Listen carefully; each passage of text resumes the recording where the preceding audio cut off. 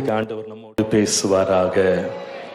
ஆண்டவரே என்னோடு இடைபடும் என்று கர்த்தருடைய முகத்தை நோக்கி பார்க்கலாம். அப்படியே கண்களை மூடி, இயேசுவே என்னோடு பேசும், என்னோடு இடைபடும் என்று சொல்லி, ஆண்டவரே என்னோடு இடைபடும், இன்றைக்கு என்னோடு பேசும் ஆண்டவரே, என்னோடு பேச ஆண்டவரே, உம்முடைய வார்த்தை எனக்கு மத்தியிலே வெளிப்படட்டும். இன்றைக்கு நலமானதை போதீங்கப்பா, நலமானதை போதீங்க ஆண்டவரே. ஓ இன்றை தினமதிலும் ஒருமித்து கூடவும் நாமத்தினார், இன்றை தினமதிலும் ஒருமித்து கூடவும் நாமத்தினார், தந்த நின் கிருபைக்காக உமக்கென்றும் ஸ்தோத்திரம் ஸ்தோத்திரமே. Thank you Lord, தந்த நின் கிருபைக்காக உமக்கென்றும் ஸ்தோத்திரம். நீரல்லால் எங்களுக்கு, நீரல்லால் எங்களுக்கு பரலோகில் யாருண்டு ஜீவனாகா. Thank you Jesus.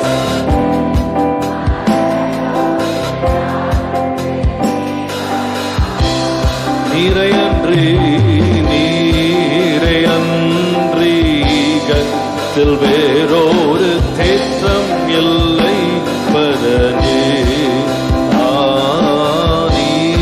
நீரையன்றி ஈகத்தில் வேறொரு.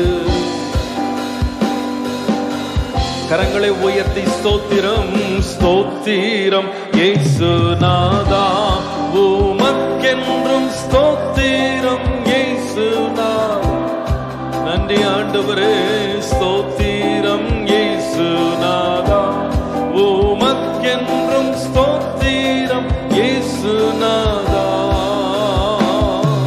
ஸ்தோத்திரம் செய்கிறோம் நின்னடியா திருநாமத்தின் ஆதரவு. ஸ்தோத்திரம் செய்கிறோம் நின்னடியா திருநாமத்தின் ஆதரவு.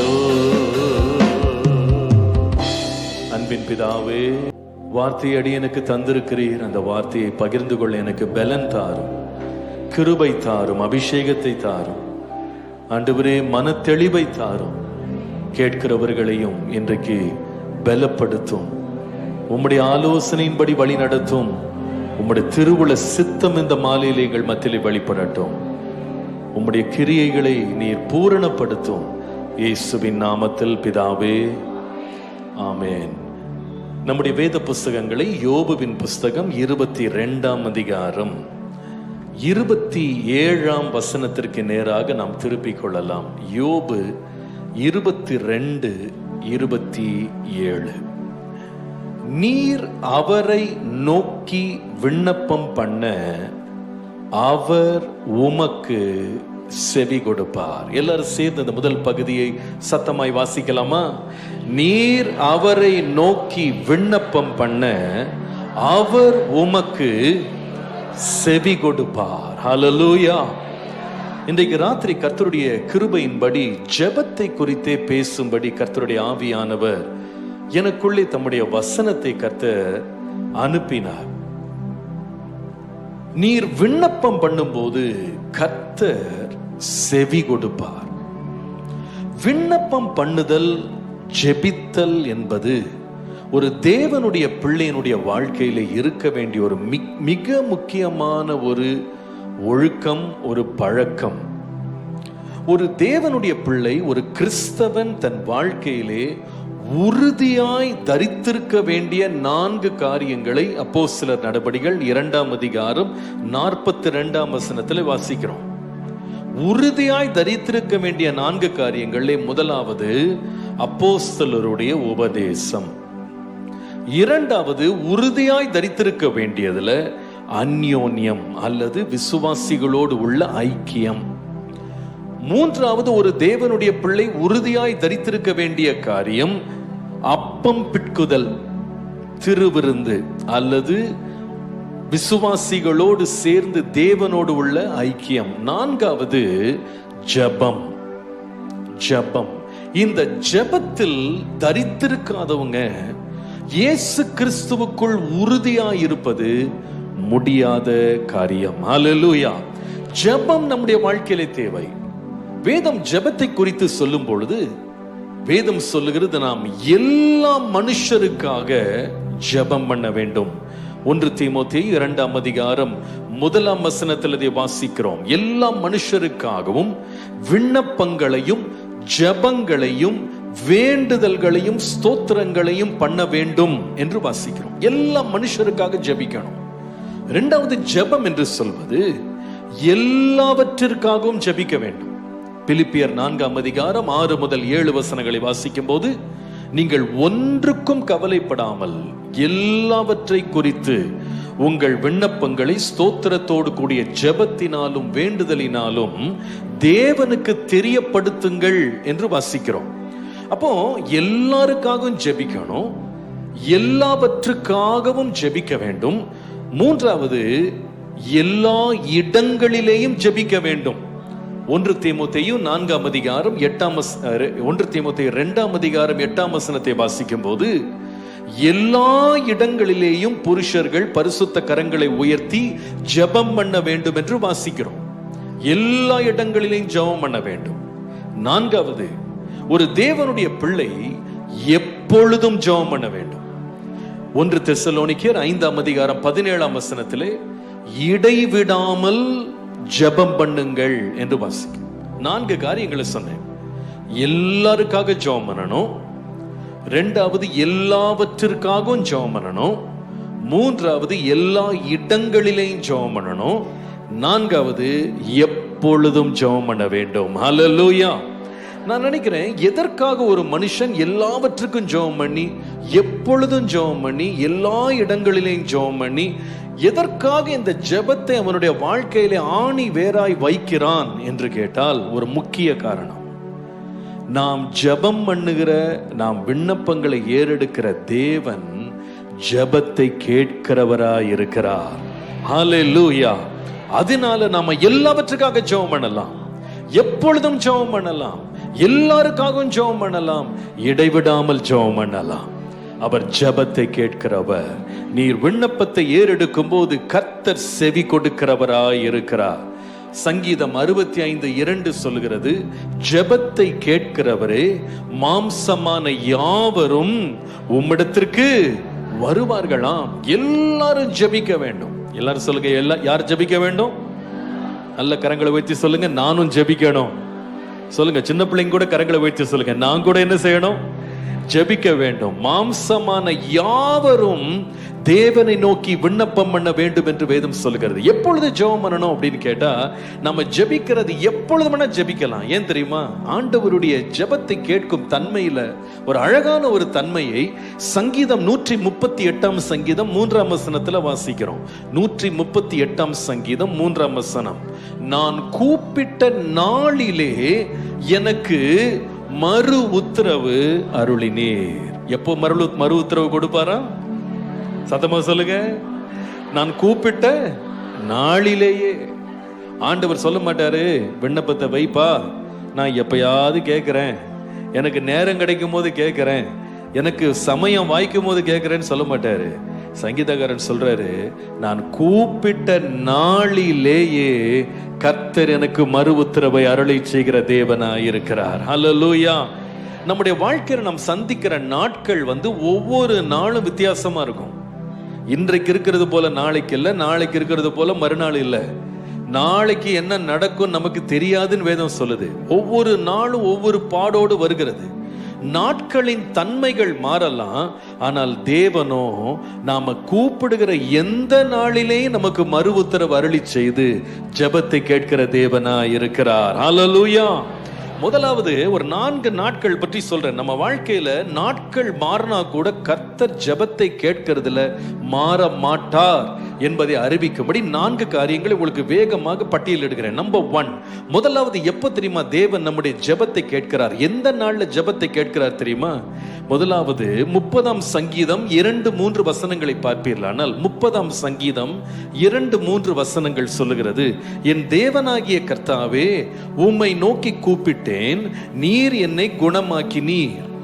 3ஆம் வசனம், கர்த்தாவே, நீர் என் ஆத்துமாவை பாதாளத்திலிருந்து ஏற பண்ணி நான் குழியிலே இறங்காதபடி என்னை உயிரோடே காத்தீர். அப்ப எப்ப கர்த்தர் இந்த இடத்துல ஜெபத்தை கேட்டார் என்று சொன்னால், சரீர பிரகாரமாக ஒரு மனிதன் பாதாளத்திலே இறங்கும் ஒரு நிலையில, குழியில இறங்குவது போல அவன் சரீரத்துல பலவீனப்படுற நாள்ல கூட கர்த்தர் அவனுடைய பலவீனத்தை அசட்டை செய்யாதபடி அவன் பலவீன நேரத்துல கூட ஜெபத்தை கேட்கிற ஒரு தேவனாய் இருக்கிறார். ஒருவேளை இன்றைக்கு நீங்க இந்த ராத்திரி ஒரு பலவீனத்தோடு வந்திருக்கலாம். ஒருவேளை ஜெபம் பண்றது கூட நீங்க ஒரு பலன் இல்லாதபடி சோர்ந்து போய் நீங்க வந்திருக்கலாம். சரீரத்துல களைத்து போய் வந்திருக்கலாம். ஆண்டவரே, எனக்கு ரொம்ப நேரம் ஜெபம் பண்றதுக்கு எனக்கு பலன் இல்லை, நான் ரொம்ப களைச்சு போய் வந்திருக்கலாம் நீங்க சொல்லலாம். உங்க பலவீன சரீர சூழ்நிலையில கூட, அப்படிப்பட்ட நாள்ல கூட கர்த்தர் நம்முடைய ஜெபத்தை கேட்கிறவர். ஹல்லேலூயா. நீங்கள் யோபுவின் புஸ்தகம் 19ஆம் அதிகாரம் 13 முதல் 17 வசனத்தை நீங்கள் வாசிக்கும் போது, யோபு ஒரு காலத்துல நல்ல சீரோடு சிறப்போடு சுகத்தோடு இருந்தான். ஆனால் ஒரு நாள் தேவனுடைய அனுமதியினால சாத்தான் கொடுத்த பயங்கரமான போராட்டத்துல இந்த மனுஷனுடைய எலும்பை தவிர மற்றபடி, உயிரை தவிர மற்றபடி தலையிலிருந்து பாதம் வரைக்கும் பலவீனப்பட்டு போயிட்டான். வியாதிப்பட்டவனாய், பருக்கள் நிறைந்தவனாய் அவன் ஒரு சிரட்டை எடுத்து சொரிந்து கொண்டிருக்கிறான். சாம்பல்ல போய் உட்கார்ந்து கிடக்கிறான். ஆனால் இப்ப பாருங்க, இந்த பலவீனமான நேரத்துல இந்த மனுஷன் சத்தமிட்டு கூப்பிட்டான். ஆனால் அவன் சத்தத்திற்கு அவன் வீட்டாரும் செவி கொடுக்கல, அவன் நண்பர்களும் செவி கொடுக்கல, அவனுடைய வேலைக்காரர் கூட செவி கொடுக்கல. பாருங்க, நீங்கள் அந்த வசனத்தை வாசித்தால் அவர் சொல்லுகிறாரு, என் சகோதரர் என்னை விட்டு தூரமா போயிட்டாங்க, அறிமுகமானவங்க அந்நியரா போயிட்டாங்க, பந்து ஜனங்கள் விலகி போயிட்டாங்க, சிநேகிதர்கள் மறந்து போயிட்டாங்க, அவங்க வீட்டு ஜனங்கள் வேலைக்காரிகள் கூட என்னை அந்நியனாக என்றாங்கன்னு சொல்றாரு. அவர்கள் பார்வைக்கு நான் பரதேசியாக போயிட்டேன். 16ஆம் வசனத்துல சொல்லுகிறாரு, ரொம்ப வேதனையா இருக்குது படிக்கிறதுக்கு. அவர் சொல்லுகிறார், நான் என் வேலைக்காரனை கூப்பிடுகிற போது அவன் எனக்கு என்ன பண்ண மாட்டேங்கிறான், உத்தரவு கூட மாட்டேங்கிறான். என் வாயினால் நான் அவனை என்ன செய்ய வேண்டி இருக்கிறது? எப்படி இருக்கு பாருங்க. இவர் நல்ல உடம்பு நல்ல சுகமா இருக்கும்போது, உடம்பு நல்லா இருக்கும்போது சும்மா தும்முனா கூட ஓடி வந்துருவான். ஆனா இப்ப கெஞ்சுறாராம், கூப்பிடுறாராம், ஆனா அவன் சத்தத்தை கேட்க மாட்டேங்கிறான். கேட்டாலும் கேட்காதது போல போறானா. ஏன் தெரியுமா? ஐயாக்கு இப்ப என்ன இல்ல, சுகம் இல்ல, அவருக்கு பலன் இல்லைன்ன உடனே அவருடைய சத்தத்துக்கு கூட என்ன ஆயிடுது, வேலை இல்லாம போயிடுது. சில வேளையில் ஒரு ஊழியக்காரன சில விசுவாசிகள் ரொம்ப வேதனையோடு சில ஜெப குறிப்புகள் சொல்லுவாங்க. ஜெபிக்கிறதுக்கே ரொம்ப கஷ்டமா இருக்கும், ஜெபிக்க மாட்டோம் பொதுவா. அவங்க சொல்லுவாங்க, ஐயா படுக்கையில மாத்திரம் விழுந்துடக்கூடாதுன்னு ஜெபம் பண்ணுங்க ஐயா அப்படின்வாங்க. அவன் சொல்லுவான், ஐயா நல்லா நடமாடிட்டு இருக்கும் போதே இந்த உலகத்தை விட்டு போயிடணும்னு ஜெபம் பண்ணுங்க. என் வயசானவங்களும் நிற்பாங்க. ஏங்க அப்படி சொல்றீங்கன்னு கேட்டு அவங்க சொல்லுவாங்க, ஐயா சோகம் இருக்கிற வரைக்கும் தான் ஐயா மரியாதை, சோகம் மட்டும் இல்லாம படுத்துட்டேன், என்னை கவனிக்கிறதுக்கு யாருமே கிடையாது. நான் சொல்லுவேன், சுகவீனப்பட்ட மனுஷன் கேட்க மாட்டான், ஆனா பலவீன நாள்ல கூட நம்முடைய சத்தத்துக்கு செவி கொடுக்கிற ஒரு ஜீவன் உள்ள தேவன் இருக்கிறார், ஒரு அன்புள்ள தகப்பன் இருக்கிறார். ஹல்லேலூயா. பர்த்திமேய் என்கிறவன் 2 கண்கள் குருடாகி ரோட்டு ஓரத்துல நின்று கத்துனாங்க, நசரனாகி இயேசுவே, தாவீதின் குமாரனே, எனக்கு இறங்கும் இறங்கும்னு கத்துனான். அந்த வழியா வந்தவங்க எல்லாம் அவனை அமைதியா இருந்தாங்க. ஏன் தெரியுமா? உனக்கு தான் கண் இல்லையே, உனக்கு எதுக்கு சத்தம், உனக்கு என்ன ஜெபம், உனக்கு என்ன ஆண்டவர் நிக்கணும், நாங்க நல்லா நடமாடிட்டு இருக்கோம், எங்களுக்கு தான் ஆண்டவர்னு உரிமை கொண்டாடினாங்க. ஆனா வேதம் சொல்லுது, அவன் இன்னும் சத்தமாய் கூப்பிட்ட போது இயேசு நின்றார், இயேசு நின்றார். இயேசு நின்றார். இன்றைக்கு இந்த சத்தத்தை கேட்டுக்கொண்டிருக்கும் போது, நீ பலவீனத்தோடு வேதனையோடு நிற்கும் போது, ஆண்டவர் உனக்காய் வந்து நின்று, என்னப்பா சத்தம் உனக்கு, என்ன ஏங்குற, உனக்கு என்ன வேணும், நீ சொல்லு, நீ சொல்றத நான் கேட்கிறேன் என்று சொல்லி நம்முடைய பலவீனத்தின் படுக்கை அருகே வந்து நம்முடைய சத்தத்தை செவி கொடுக்கிற ஒரு ஜீவனுள்ள தேவன் நம் நடுவிலே இருக்கிறார். இந்த சத்தத்தை ஒருவேளை நீங்க வீட்டுல ஒரு படுக்கையில படுத்துக்கொண்டு நீங்க கேட்டுக்கொண்டிருக்கலாம். என் சத்தத்தை வேலைக்காரன் கேட்க மாட்டேங்கிறான் பாஸ்டர், என் சத்தத்துக்கு என்னுடைய சொந்தக்காரங்க செவி கொடுக்க மாட்டேங்கிறாங்க, எல்லாருமே செவி அடைச்சிட்டாங்க. ஆனால் ஜெபத்தை கேட்கிற ஒரு தேவன் இன்றைக்கு மாலை உங்கள் நடுவில் இருக்கிறார். நீங்க அந்த படுக்கையில இருக்கும் போதே உங்கள் சத்தத்துக்கு செவி கொடுக்கிறவர் இருக்கிறார். அவர் எந்த நாளில் நம்ம கூப்பிடுற சத்தத்தை கேட்கிறார் தெரியுமா? நம்ம பலவீனப்படுகிற நாளில் கூட சத்தத்துக்கு செவி கொடுக்கிற ஒரு தேவன் இருக்கிறார். இரண்டாவது, எப்படிப்பட்ட நாள்ல கூட நம்முடைய தேவன் ஜெபத்தை கேட்பார் தெரியுமா? 34ஆம் சங்கீதம் 6ஆம் வசனம் சொல்லுகிறது, இந்த ஏழை கூப்பிட்டான், கர்த்தர் கேட்டு அவனை அவன் இடுக்கண்களுக்கெல்லாம் நீங்களாக்கி ரட்சித்தார். அப்போ ரெண்டாவது, எப்ப கர்த்தர் நம்முடைய ஜெபத்தை கேட்கிறார் தெரியுமா? எப்படிப்பட்ட நாள்ல கேட்கிறார்னா, நம்ம வாழ்க்கையில எல்லாம் இழந்து ஏழையா போயிடுறோம் பாருங்க, எல்லாம் இழந்து தரித்திரமானா கூட, அந்த தரித்திரத்தின் நாள்ல கூட நம்முடைய சத்தத்தை அசட்டை பண்ணாமல் கேட்கிற ஒரு தேவன் இருக்கிறார். ஒரு தேவன் இருக்கிறார். பொதுவா நீங்க பாருங்க, மனுஷன் கையில காசு இருக்கு அப்படின்னா சத்தத்தை கேட்கறதுக்கு நிறைய பேர் இருப்பாங்க. உண்மையா இல்லையா நான் சொல்றது? பாருங்க, நம்ம நல்ல வசதியா இருக்கிறோம், ஒரு குறை இல்லை, பிரச்சனை இல்லைன்னா நம்ம யாருக்கும் ஃபோனே பண்ணியிருக்க மாட்டோங்க. ஃபோனே பண்ணாட்டி கூட சில பேர் ஃபோன் பண்ணி, என்னங்க மிஸ்டு கால் வந்துச்சுன்னு கேட்பாங்க. மிஸ்டு கால் பார்த்தேன்னுவாங்க, நீங்க பண்ணிருக்கவே மாட்டீங்க. அதே வேளையில் ஒரு தேவைக்கு ஃபோன் பண்ணுங்களேன், உங்க கால் மிஸ்டு காலாவே தான் இருக்கும். எடுக்கவே மாட்டாங்க, எடுக்க மாட்டான். நீங்க உங்க நெருக்கத்துல இடுக்கத்துல கூப்பிட்டு பாருங்க, ஃபோன் எடுக்க மாட்டான். அப்போ நீங்க கொஞ்ச நாள் கழிச்சு அவங்கள பார்த்து எனக்கு எங்க எத்தனை முறை உங்களுக்கு கால் பண்ணேன், நீங்க ஏங்க ஃபோன் எடுக்கல அப்படின்னு கேட்டா என்ன சொல்லுவாங்க தெரியுமா? என் ஃபோன் புதுசா மாத்திட்டாங்க, நம்பர் யாருதுன்னே தெரியல, அல்லது என் ஃபோனை சைலண்ட்ல போட்டேன். ஆமாங்க, காசு இல்லைன்னா எல்லார் ஃபோனுமே சைலண்ட் ஆயிடும். ஆனா நம்முடைய ஆண்டவர் யார் தெரியுமா?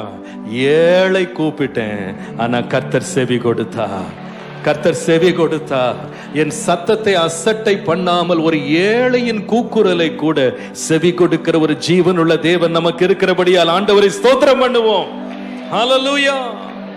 செவி கொடுக்கிற தேவன் எந்த நாள்ல செவி கொடுப்பார் தெரியுமா? எல்லாம் இழந்துட்டேன், ஒண்ணு இல்லாம நிக்கிறேன். அன்றைக்கு ஆகாரனுடைய பிள்ளை ஒண்ணு இல்லாம, தண்ணி குடிக்க கூட வழி இல்லாம,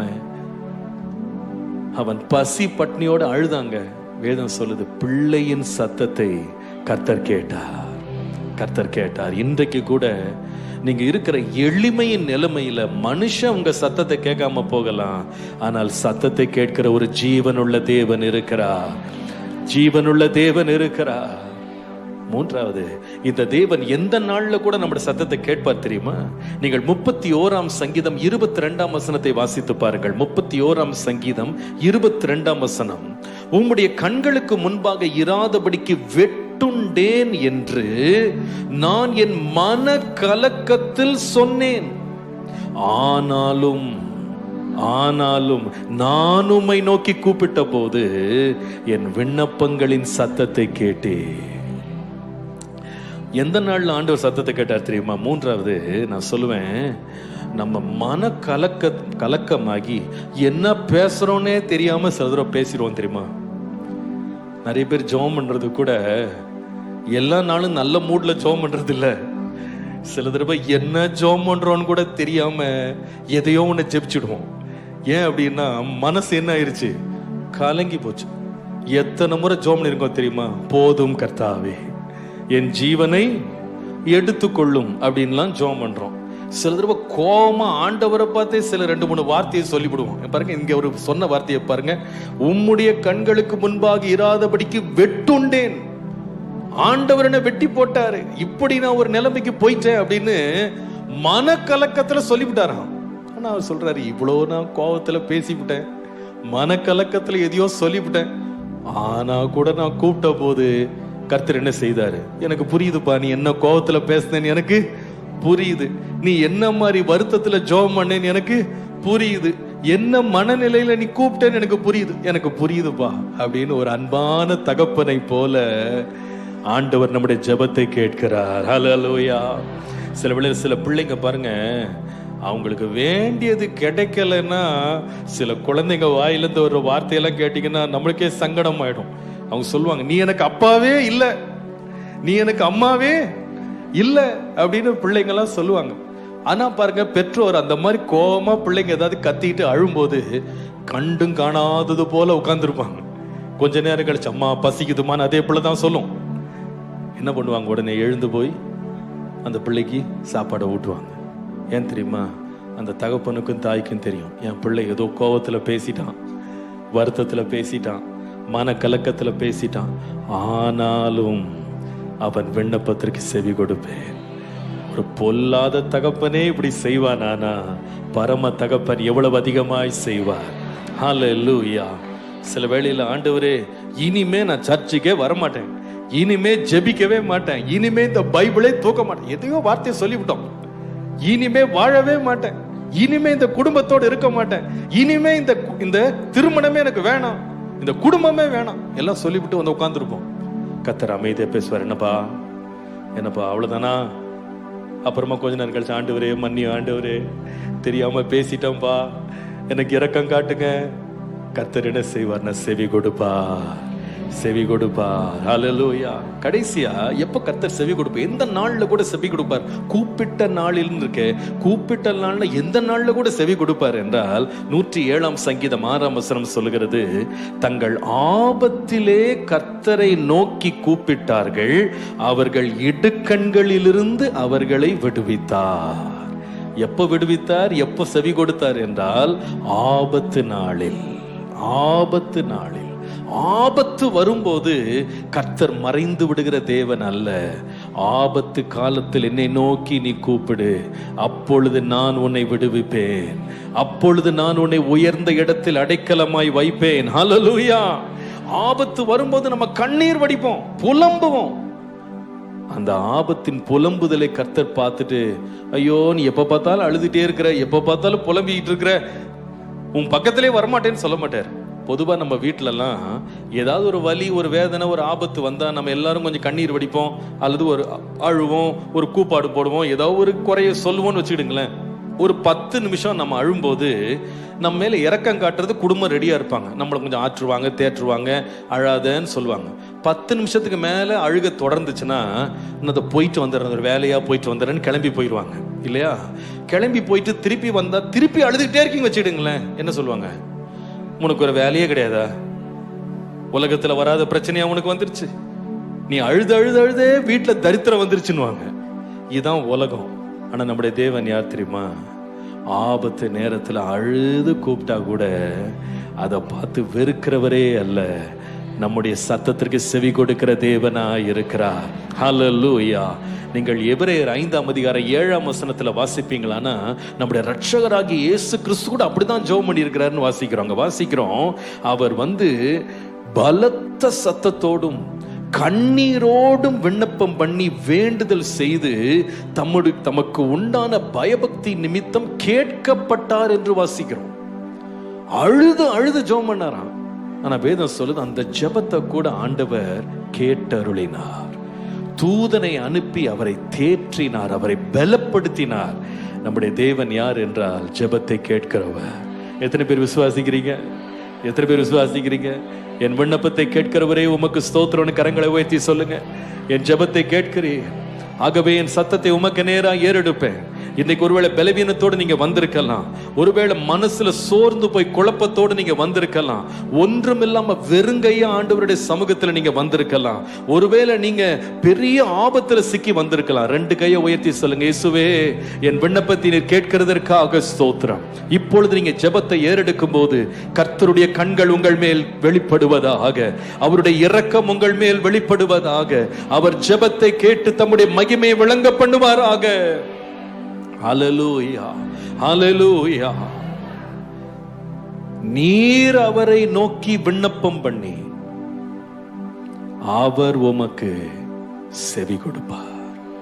நீர் அவரை நோக்கி விண்ணப்பம் பண்ண அவர் உமக்கு செவி கொடுப்பார்.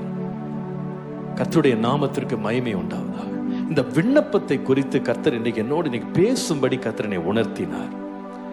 பொதுவாக நம்ம எல்லாரும் விண்ணப்பம் பண்றது அறிஞ்சிருக்கிறோம். விண்ணப்பம் பண்ற பழக்கம் நமக்கு இருக்கு. இப்படிப்பட்ட கூட்டங்கள்ல கூட மாதத்திற்கு ஒரு முறை முழு இரவும் சேர்ந்து கர்த்தரை நோக்கி விண்ணப்பம் பண்ற ஒரு நல்ல வாய்ப்பை கர்த்தர் நமக்கு இந்த சபையின் மூலமா ஏற்படுத்தி தந்திருக்கிறார். இந்த விண்ணப்பங்களை நாம செய்தாலும் வேதம் சொல்லுது, நீ விண்ணப்பம் செய்யும் போது கர்த்தர் கேட்டருள்வார் என்று வாசிக்கிறோம். கர்த்தர் கேட்கிறபடி ஒரு விண்ணப்பம் இருக்கிறதா என்று யோசித்தால் இருக்கிறது. ஏனென்றால் யோவான் எழுதுகிறார், அவருடைய சித்தத்தின்படி நாம் எதை கேட்டாலும் அவர் அதை நமக்கு தந்தருள்வார் என்பதே நாம் அவரை குறித்து கொண்டிருக்கிற நிச்சயம் என்று வாசிக்கிறோம். யாக்கோபு 4:3 நமக்கு ஒரு எச்சரிப்பை தருகிறது. நீங்கள் தகாத விதமாய் விண்ணப்பம் பண்ணுகிறபடியினாலே பெற்றுக்கொள்ளாமல் இருக்கிறீங்கன்னு சொல்லி வாசிக்கிறோம். நம்முடைய தேவன் விண்ணப்பத்தை கேட்கிறவர் தான். ஆனா எப்படி விண்ணப்பம் பண்ணணும்னு விரும்புகிறார் என்றால் தகாத விதமாய் அல்ல, சரியான விதமாய் நம்ம விண்ணப்பம் பண்ணணும். சரியான விதமாய் பாருங்க, ஒரு அப்ளிகேஷன் ஃபார்ம் ஒரு இடத்துல நம்ம ஃபில் பண்றோம் அப்படின்னா அதுல எப்படி எழுதணுமோ அப்படிதான் எழுதணும் இல்லையா? முழு பெயர் எழுதுங்க அப்படின்னு சொன்னா உங்க பேரை தான் எழுதணும். உங்க அம்மா பேர் எழுதுனீங்கன்னா அந்த விண்ணப்பம் என்ன செய்யப்படாது, ஏற்றுக்கொள்ளப்படாது. நீங்க பிறந்த வருஷம் என்னன்னு எழுதுங்க அப்படின்னு போட்டிருப்பாங்க, டேட் ஆஃப் பர்த். அதுல நீங்க திருமணமான நாளை எழுதுனீங்கன்னா அந்த விண்ணப்பம் அங்கீகரிக்கப்படாது. ஒவ்வொன்றையும் பார்த்து பார்த்து சரியா எழுதணும். ஒரு தவறு நம்ம விண்ணப்பத்துல செய்தாலும் விண்ணப்ப படிவங்கள் என்ன செய்யப்படாதுன்னா ஏற்றுக்கொள்ளப்படாது.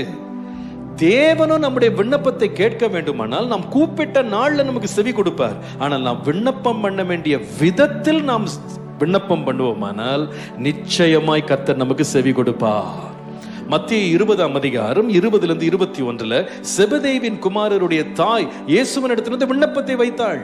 ஆண்டவரே, உம்முடைய ராஜ்யத்தில் நீர் வரும்போது என்னுடைய குமாரர்கள் 2 பேரை ஒருவன் வலது பக்கத்திலேயும் சிங்காசனத்தில் இடது பக்கத்திலேயும் உட்காரும்படி அருள் செய்ய வேண்டும் என்று கேட்டாங்க. நல்ல விண்ணப்பம் தான். ஆனா ஆண்டவர் கேட்டாரா? இல்ல. என்ன சொன்னார் தெரியுமா? நீ என்ன கேட்கிறனே உனக்கு தெரியலையாப்பா, என்ன ஜெபம் பண்றனே உனக்கே தெரியலையே, தகாத விதமாய் ஜெபம் பண்ணுகிறாய். இந்த விண்ணப்பத்துக்கு நாம் பதில் என்ன பண்ண முடியாது, கொடுக்க முடியாது என்று நிராகரித்தார். நாம ஜெபிக்க வேண்டியது அவருடைய சித்தத்தின்படி. அதனாலதான் பாருங்க, லூக்கா 11:1-2 வாசிக்கும் போது இயேசுவினுடைய சீஷர்கள் இயேசுவிடத்துல வந்தாங்க. இவங்க இயேசுவிடத்துல சொன்னாங்க, ஆண்டவரே, யோவான் ஸ்நானகன் தன்னுடைய சீஷர்களுக்கு ஜெபம் பண்ண கற்றுக் கொடுத்திருக்கிறாரு. நீங்க என்ன பண்ணுங்கன்னா எங்களுக்கு ஜெபம் பண்ண என்ன பண்ணுங்க, கற்றுக் கொடுங்க.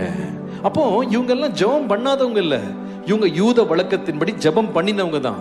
ஆனா அவங்க ஒன்றை கண்டுபிடிச்சாங்க, இயேசுவானவர் நம்முடைய ஜெபத்தை கேட்க வேண்டுமானால், நாம ஏறெடுக்கிற விண்ணப்பங்கள் கேட்கப்பட வேண்டுமானால் இயேசு நமக்கு கற்றுக் கொடுக்க வேண்டும். எல்லாரும் சொல்லுங்க, என்ன செய்யணும்? இயேசு நமக்கு என்ன செய்யணும்? அவருடைய விருப்பத்தின்படி அவர் நமக்கு சொல்லி கொடுக்கிறபடி நம்ம ஜெபம் பண்ணுவோமானா நிச்சயமாய் நம்முடைய விண்ணப்பம் கேட்கப்படும். விசுவாசிக்கிற ஒரு ஆமீன் சொல்லுங்க. அவருடைய விருப்பத்தின்படி அவர் நமக்கு சொல்லி கொடுக்கிறதின்படி நம்ம ஜெபிக்கணும். இன்றைக்கு சொல்லுங்க, ஆண்டவரே எனக்கு ஜெபம் பண்ண கற்றுத்தாங்க. கரங்களை உயர்த்துங்க ஆண்டவருக்கு முன்பாக. இயேசுவே எனக்கு ஜெபம் பண்ண கற்றுத்தாங்கன்னு சொல்லுங்க பாப்போம். ஆண்டவரே எனக்கு ஜெபம் பண்ண கற்றுத்தாரோம். பாருங்க, இப்படி கேட்ட உடனே இயேசு ஜெபம் பண்ண சொல்லி கொடுத்தார். அந்த ஜெபத்தை தான் நம்ம ரொம்ப பிரபலமான ஒரு ஜெபம். என்ன ஜெபம் அது? பரமண்டல ஜெபம் அப்படின்னு ஒரு ஜெபம் இருக்கு. அந்த ஜெபத்தை நம்ம எல்லாம் மனப்படமாவே படிச்சிருக்கோம். இந்த முழு ஜெபத்தை இன்னைக்கு சொல்லிக் கொடுக்க நேரம் இல்லை. ஆனா ஆண்டவர் இதை முதல் வரிய மாத்திரம் சொல்லிக் கொடுக்கறதுக்கு இன்னைக்கு வழி நடத்தினார். அதனால இன்றைக்கு இந்த பரமண்டல ஜெபத்தினுடைய முதல் பகுதியை மாத்திரம் கற்றுக்கொண்டு அதுல 3 விதமாக இயேசு நமக்கு சொல்லி கொடுத்த ஜெபத்தை நாம் நம்முடைய வாழ்க்கையிலே அனுபவமாக்க வேண்டும் என்று நாம் இன்னைக்கு கற்றுக்கொள்ள போகிறோம். எல்லாரும் உங்க வேத புஸ்தகத்தை திறந்து லூக்கா எழுதின சுவிசேஷம் 11:2 வாசியுங்கள். அதற்கு அவர், நீங்கள் ஜெபம் பண்ணும் போது, எல்லாரும் சேர்ந்து வாசிக்கலாம். பரமண்டலங்களில் இருக்கிற எங்கள் பிதாவே, உம்முடைய நாமம் பரிசுத்தப்படுவதாக, உம்முடைய ராஜ்யம் வருவதாக, உம்முடைய சித்தம் பரமண்டலத்திலே செய்யப்படுகிறது போல பூமியிலேயும் செய்யப்படுவதாக. ஹல்லேலூயா. அப்போ ஜெபம் பண்ணும்போது இயேசு கற்றுக் கொடுத்த முறையில ஜெபம் பண்ண வேண்டுமானா முதலாவது ஒரு காரியத்தை ஜெபத்துல மறந்துடக்கூடாது. அது என்ன தெரியுமா? நாம் செய்கிற ஜெபம் பரலோகத்திற்கு நேராக கண்கள் திருப்பப்பட்ட ஜெபமா இருக்க வேண்டும். நல்ல கவனிங்க, இந்த ஜெபம் எப்படி இருக்கணும்னா ஹெவன் வேர்ட், தேவனுக்கு நேராக அல்லது பரலோகத்திற்கு நேராக நம்முடைய ஜெபம் திருப்பப்பட வேண்டும். அவர் எடுத்த உடனே சொல்ற காரியம் என்னன்னா, நீங்க ஜெபம் பண்ற ஜெபத்தை பூமிக்கு அடுத்ததாக நீங்க ஜெபிக்காதீங்க. நீங்க ஜெபம் பண்றது கேட்கப்பட வேண்டுமானால், அது தேவ சித்தத்தின்படி ஜெபம் பண்ணப்பட வேண்டுமானால், அந்த ஜெபம் எப்படி இருக்கணும்னா, உங்கள் கண்கள், உங்கள் சிந்தனைகள், உங்கள் நோக்கம் பரலோகத்திற்கு நேராக திருப்பப்பட வேண்டும். அதனாலதான் எடுத்த உடனே ஆரம்பிக்கிறாரு, பரமண்டலங்களில் இருக்கிற எங்கள். அப்போ ஜெபம் அப்படின்னாலே இது மனுஷனை பார்த்து ஜெபிக்கிறது அல்ல, நம்முடைய தேவைகளை பார்த்து ஜெபிப்பதல்ல. ஜெபம் அப்படின்னாலே நேரா நம்முடைய கண்ணும் சிந்தனை எங்க போயிடணும் சொல்லுங்க? பரலோகத்துக்கு நேரா. எல்லாரும் சொல்லுங்க, எங்க எங்க போகணும்? பரலோகத்துக்கு நேரா. பாருங்க, பரிசேயன் அப்படின்றவன் ஒரு நாள் தேவாலயத்திலிருந்து ஜெபம் பண்ணான். ஆனா அவன் கண்ணு பரலோகத்துக்கு நேரா போகல. அவன் கண்ணு எங்க போச்சுன்னா பக்கத்துல இருந்து ஆயக்காரன் பக்கம் திரும்பிட்டான். அவன் ஜெபம் முழுசையும் பாருங்களேன், எப்படி ஜெபம் பண்ணான் தெரியுமா? ஆண்டவரே, இந்த ஆயக்காரனை போல நான் இல்லாததற்காக உம்மை ஸ்தோத்திரிக்கிறேன். அவனுடைய ஜெபம் தேவனுக்கு நேராக பரலோகத்துக்கு நேரா திரும்பல, மனுஷனுக்கு நேரா தான் திரும்பிச்சு. மனுஷன் பார்வையில இவன் தன்னை நீதிமானாக காட்டுறதுக்கு இவன் ஜெபத்தை பயன்படுத்தினான். இன்னொரு கூட்டம் இருக்கிறாங்க. இவங்க யார் தெரியுமா? நீங்கள் மத்தேயு 6ஆம் அதிகாரத்துல வாசித்தீங்கன்னா இவங்க ஜெபம் எப்படின்னு கேட்டா, மனுஷனுடைய பாராட்டை பெறுவதற்காகவே ஜெபம் பண்ணாங்க. வேதம் சொல்லுகிறது, இவங்க எப்படி ஜெபம் பண்ணுவாங்கன்னா, நாற்சந்திகள்ல, வீதிகள்ல பல விதமான வார்த்தைகளை பயன்படுத்தி நீண்ட ஜெபம் செய்து மனுஷர் தங்களை காண வேண்டும் என்று ஜெபம் பண்ணாங்க. அப்ப இவங்க ஜெபத்துக்கும் பரலோகத்துக்கும் என்ன இல்லை? சம்பந்தமே கிடையாது. இவங்க ஜெபம் எல்லாம் மனிதனுக்காகவும் மனிதனை பார்த்துமே ஜெபம் பண்ணாங்க. ஆனா தேவனுடைய பிள்ளைகள் நல்லா விளங்கிக் கொள்ளணும், ஜெபம் என்பது பூமிக்கு அடுத்ததல்ல, ஜெபம் என்பது பரலோகத்திற்கு அடுத்தது. ஜெபம் என்பது பரலோகத்திற்கு அடுத்தது. ஹல்லேலூயா. நான் பேசுகிற இங்கே நான் சொல்லுகிற வார்த்தைகள் எங்கே கேட்கப்படுதுன்னா பரலோகத்திலே கேட்கப்படுகிறது. வானத்தில் இருக்கிற தேவன் கேட்கிறார். ஹல்லேலூயா. ஜெபத்தை நாம மனுஷனுடைய பாராட்டை பெறுவதற்கு பயன்படுத்துகிற ஒரு ஆயுதமா மாற்றுவோமானால் ஜெபத்தின் வல்லமையும் வலிமையும் நாம இழந்து போவோம். சில ஆண்டுகளுக்கு முன்பாக நான் துபாய்க்கு சென்றிருந்த பொழுது, அந்த துபாயில ஒரு பெரிய கழுகை வச்சுட்டு என்ன பண்ணாருன்னா, ஒரு ஷேக் என்ன பண்றாருன்னா கையில வச்சிருக்கிறாரு. அதை ஒரு வேடிக்கை பொருளாக அதை வச்சிருக்கிறார். அதை வச்சுட்டு என்ன பண்றாருன்னா, அவர் சொல்றதுக்கெல்லாம் அந்த கழுகு அப்படியே கீழ்ப்படியுது. அது தலையை கவுத்துன்னு சொன்னா அந்த கழுகு அப்படியே தலையை கவிழ்த்துது, தலையை நிமித்துனா நிமித்துது, லெஃப்ட்ல பாருனா பாக்குது, ரைட்ல பாருனா பாக்குது. அப்படி செட்டையை விரிச்சு காட்டுனா ஒரு சொல்றாரு, உடனே செட்டையை அதை விரிச்சு காட்டுது. ஒவ்வொரு செய்கை அவர் செய்த உடனே அவர் கையில ஏதோ வச்சிருக்கிறார் சாப்பிடுறதுக்கு. அது என்ன பண்றாருன்னா அந்த கழுகிட்ட அப்படி கொடுக்குறாரு. ஒவ்வொரு செயலையும் அது செய்து முடித்த உடனே அதை சாப்பிட்டு முடிச்சுட்டு சந்தோஷப்பட்டுக்குது. அப்ப சொல்றதை செய்யுது. இதை நான் கவனிச்சுக்கிட்டே இருந்தேன். அப்பதான் நான் யோசித்தேன், இந்த கழுகு இருக்க வேண்டிய இடமா இது இருக்க வேண்டிய இடமா இது எங்க இருக்கணும் தெரியுமா? இதுல உண்மையான வலிமையும் இதுல உண்மையான மேன்மை எங்க இருக்குன்னா, வானத்துல பறக்கிற விமானத்தை விட உயரமா பறக்க வேண்டிய ஒரு கழுகு இன்னைக்கு வேடிக்கை பொருளா மாறிடுச்சு. இது அற்பமான ஆகாரத்திற்கும் அப்பப்போ கிடைக்கிற கொஞ்சம் சந்தோஷத்துக்காக தன்னுடைய வலிமையை எல்லாம் குறைச்சிக்கிட்டு தன்னுடைய உயர்ந்து பறக்கக்கூடிய பொட்டன்ஷியல் எல்லாம் ஒண்ணு இல்லாம ஆக்கி இப்ப ஒரு மனுஷனுடைய கைப்பாவையாக மாறிவிட்டது. ஜெபம் கூட இன்னைக்கு அநேகருடைய வாழ்க்கையில இப்படி மாறிவிட்டது. ஜெபம் எங்க இருக்க வேண்டிய இடம்னு கேட்டா, பரமண்டலங்களுக்கு ஏற வேண்டிய ஒரு இடம் ஜெபம். ஆனா இன்னைக்கு நிறைய பேருடைய வாழ்க்கையில ஜெபம் எப்படி மாறிடுச்சுன்னா, மனுஷனை பிரியப்படுத்துகிற ஜெபமாக வேடிக்கை பொருளாக மாறிவிட்டது. அதனால அந்த ஜெபம் கேட்கப்படவில்லை. இன்னைக்கு அநேகர் ஜெபம் பண்ணுவதே எங்க அப்படின்னு கேட்டா, பொது இடங்கள்ல மாத்திரம்தான். சில தடவை எங்க அப்பா, காலஞ்சென்னரோட அப்பா ஒரு முறை சொன்னதை நான் கேட்டேன். அது அவங்க மனம் உடைஞ்சு சொன்னாங்க. அவங்க சொன்னாங்க, சில பேர் ஜெபம் பண்றதே எங்கன்னு சொன்னா மேடையில மட்டும்தான் அப்படின்னு சொன்னாரு. ஜெபம் பண்றதே எங்கன்னா வெளி இடங்கள்ல மட்டும்தான். ஆனா ஜெபம் எங்க இருக்கணும் தெரியுமா? மனுஷர் காணும்படி அல்ல, பரமண்டலத்தில் இருக்கிற தேவனை அடையும்படி ஏறெடுக்கப்பட வேண்டிய ஜெபங்களை கர்த்தர் எதிர்பார்க்கிறார். ஹல்லேலூயா. அன்றைக்கு அன்னாள் தேவனுடைய ஆலயத்தில் ஜெபம் பண்ணினாள், கண்ணீரோடு விண்ணப்பம் பண்ணினாள். வேதம் சொல்லுகிறது, மனுஷன் பார்க்கிறதற்காக ஜெபம் பண்ணல. அன்றைக்கு அவள் ஜெபம் பண்ணினது, அங்கிருந்த வயதான ஒரு ஊழியர் ஏலி அப்படின்ற ஒரு ஆசாரியன் அதை கவனிச்சுக்கிட்டே இருந்தார். அவர் கண்ணில் இந்த மகள் ஜெபித்த ஜெபம் எப்படி தெரிந்ததுன்னா, ஒருவள் குடித்து வெறித்து விட்டு சத்தம் போடுறது போல இருந்தது. அவருக்கே சந்தேகம் சொல்றார், ஏம்மா காலையிலே இப்படி குடிச்சிட்டு வந்திருக்கியான்னு. அவள் சொல்லுகிறா, இல்ல, நான் மன கிளேசம் உள்ள ஸ்திரீ. நான் தேவனிடத்துல என் விண்ணப்பத்தை நான் ஏறெடுத்தேன். என் இருதயம் நொறுங்கி போய் நான் எந்த மனுஷனுக்கா நான் ஜெபம் பண்ணல, என்னுடைய சத்தம் அவருடைய சிங்காசனத்தை எட்டினது. விளைவு என்ன? அந்த ஆசாரியன் சொல்லுகிறார், உன் விண்ணப்பம் கேட்கப்பட்டது. நீ வேண்டிக் கொண்டதை கர்த்தர் உனக்கு அருளுவாராக. நீ வேண்டிக் கொண்டதை கர்த்தர் உனக்கு அருளுவாராக.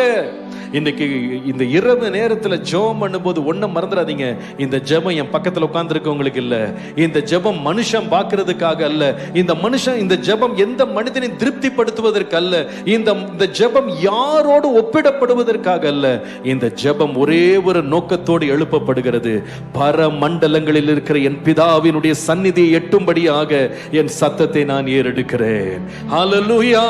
அப்படி ஒரு உணர்வு, அப்படி ஒரு நோக்கம் நம்முடைய ஜெபத்தில் இருக்குமானால் நிச்சயமாக அந்த ஜெபத்திற்கு பதில் உண்டு. நிச்சயமாக அந்த ஜெபத்திற்கு பதில் உண்டு. ஹல்லேலூயா. ஆபிரகாமுக்கு இந்த தரிசனம் இருந்தது பாருங்க.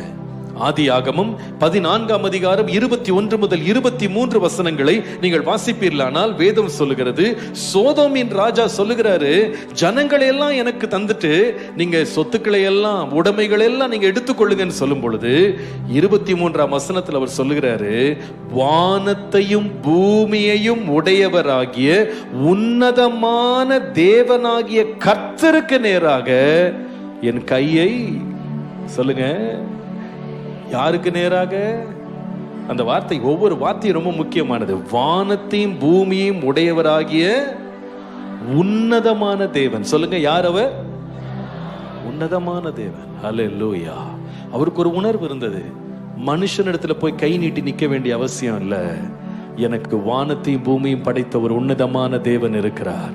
நான் இங்கிருந்து கூப்பிட்டா ஏன் சத்தம் எங்க கேட்கும்னா உன்னதத்துல கேட்கும். சொல்லுங்க, எங்க கேட்கும்? உன்னதத்துல கேட்கும். நம்ம நினைக்கிறோம் நம்ம ஜெபம்லாம் பக்கத்து வீட்டுல கூட கேட்க மாட்டேங்குது, பக்கத்து அறையில கூட கேட்க மாட்டேங்குது அப்படின்னு நினைக்கிறீங்க. ஆனா உண்மை என்ன தெரியுமாங்க? உங்க அறை வீட்டை நீங்க பூட்டிட்டு நீங்க ஜெபிக்கிற அந்த மெதுவான ஜெபம் கூட எந்த கதவுக்குள்ள போகுதுன்னு கேட்டா உன்னதமான தேவனுடைய சிங்காசனத்தின் அறைக்குள்ளே கேட்கப்படுகிறது என்பதை மறந்து போகாதீங்க. அந்த உணர்வு உங்களுக்கு வந்துருச்சுன்னா ஜெபம் பண்ணும் போதே நமக்கு தெரியும், என் சத்தம் வானபரியந்தம் எட்ட முடியும், வானபரியந்தம் எட்ட முடியும். இஸ்ரவேல் ஜனங்கள் அன்றைக்கு ஜெபம் பண்ண கூட முடியல. வேதம் சொல்லுகிறது, அவங்களுடைய பெருமூச்சு தான் எழும்புச்சு. பெருமூச்சு, ஆளோட்டிகளின் நிமித்தம் வந்த வேதனையினால பெருமூச்சு. வேதம் சொல்லுது, அந்த பெருமூச்சின் சத்தத்தை கர்த்தர் கேட்டார். கர்த்தர் கேட்டார், கர்த்தர் கேட்டார். இன்றைக்கு ஒரு உணர்வு நம்ம எல்லாருக்கும் வரணும். நான் ஜெபிக்கிற ஒவ்வொரு ஜெபமும் எதற்கு நேராக திருப்பப்படணும்னு கேட்டா வானத்தையும் பூமியும் படைத்த உன்னத தேவனுக்கு நேராக, உன்னத தேவனுக்கு நேராக. அது உங்களால நம்ப முடியுதா? உங்களால இந்த அறையில ஜெபிக்கிற ஜெபம், நீங்க தனியா ஜெபிக்கிற ஜெபம், இந்த சவுண்ட் எங்க கேட்கப்படுதுன்னு கேட்டா சிங்காசனத்துல கேட்கப்படுகிறது. ஹல்லேலூயா. கொஞ்ச நேரத்துக்கு முன்னால பாஸ்டரும் சரி அன்பான ஊழியரும் சரி ஜெபம் நடத்திட்டு இருந்தாங்க. அப்போ ஜெபம் நடத்திட்டே இருப்பேன், ஆன்லைன்லையும் கேட்டே வந்தேன், இங்கேயும் வரும்போது ஜெபம். இப்போ ஒரே ஒரு சத்தம் மட்டும் தான் கேட்டுச்சு. யார் சத்தம்னு கேட்டா நடத்துறவங்களுடைய சத்தம். மைக்ல யார் இருக்காங்களோ அவங்க சத்தம் நல்ல வலிமையா கேட்க ஆரம்பிச்சு. ஆனா மற்ற ஜெபிக்கிறவங்க எல்லாரும் ஜெபமும் எப்படி கேட்டுச்சோ சத்தமா தான் கேட்டுச்சே தவிர தெளிவா என்ன ஜெபம் பண்றாங்கன்னு ஒண்ணுமே கேட்கல. ஆமா, நம்ம காதுல அப்படிதான் இருக்கும். அது ஒரு இரைச்சல் மாதிரி இருக்கும். ஆனா உங்களுக்கு தெரியுமா, உங்களுடைய ஒவ்வொரு குரலும் சிங்காசனத்தின் அறைக்குள்ளே தெளிவாக ஆண்டவருக்கு முன்பாக கேட்கப்படுகிறது. ஹல்லேலூயா. அந்த உணர்வு நமக்குள்ளே வர வேண்டும். அதனாலதான் 2 நாளாகமம் 6ஆம் அதிகாரம் 21ஆம் வசனத்துல இந்த சாலமோன் ராஜா ஜெபிக்கும் போது எந்த உணர்வோடு ஜெபம் பண்ணார் பாருங்க. அவர் சொல்றாரு, உமது அடியேனும் இந்த ஸ்தலத்திலே விண்ணப்பம் செய்ய போகிற உம்முடைய ஜனமாகி இஸ்ரவேலும் பண்ணும் ஜெபங்களை கேட்டருளும். 2 நாளாகமும் 6:21 அதுல 2வது பகுதி என்ன ரொம்ப தொட்ட பகுதி. அவர் சொல்லுகிறார், பரலோகமாகிய உம்முடைய வாசஸ்தலத்திலே நீர் அதை கேட்பீராக, கேட்டு மன்னிப்பீராக. எங்க கேட்பீராக? பரலோகமாகிய உம்முடைய வாசஸ்தலத்திலே நீர் கேட்பீராக. எல்லாரும் சொல்லுங்க வாயை திறந்து, எங்க கேட்பீராக? பரலோகமாகிய உம்முடைய வாசஸ்தலத்திலே கேட்பீராக. அதே 2 நாளாகமும் 6ஆம் அதிகாரம் 23ஆம் வசனத்துல பாருங்கள், அந்த வார்த்தைகள் அவ்வளவு அர்த்தம் உள்ளது. அவர் சொல்லுகிறார், அப்பொழுது பரலோகத்தில் இருக்கிற தேவரீர் கேட்டு. எல்லாரும் சொல்லுங்க, யார் கேட்டு? எங்க இருந்து? எங்க இருந்து? எங்க இருந்து? பரலோகத்திலிருந்து. 25ஆம் வசனம் பாருங்க, பரலோகத்தில் இருக்கிற தேவரீர் கேட்டு உம்முடைய ஜனமாகி இஸ்ரவேலின் பாவத்தை மன்னியும். 30ஆம் வசனம் பாருங்க, அங்கேயும் வாசிக்கிறோம், உம்முடைய வாசஸ்தலமாகிய பரலோகத்தில் இருக்கிற தேவரீர் கேட்டு மன்னித்து. 33ஆம் வசனத்தை திரும்ப அதை சொல்றார், உமது வாசஸ்தலமாகிய பரலோகத்தில் இருக்கிற தேவரீர் அதை கேட்டு. 39ஆம் வசனம் பாருங்க, உம்முடைய வாசஸ்தலமாகிய பரலோகத்தில் இருக்கிற தேவரீர் அவர்கள் விண்ணப்பத்தையும் ஜெபங்களையும் கேட்டு கேட்டு. ஹல்லேலூயா. நம்ப முடியுதா நம்மளால?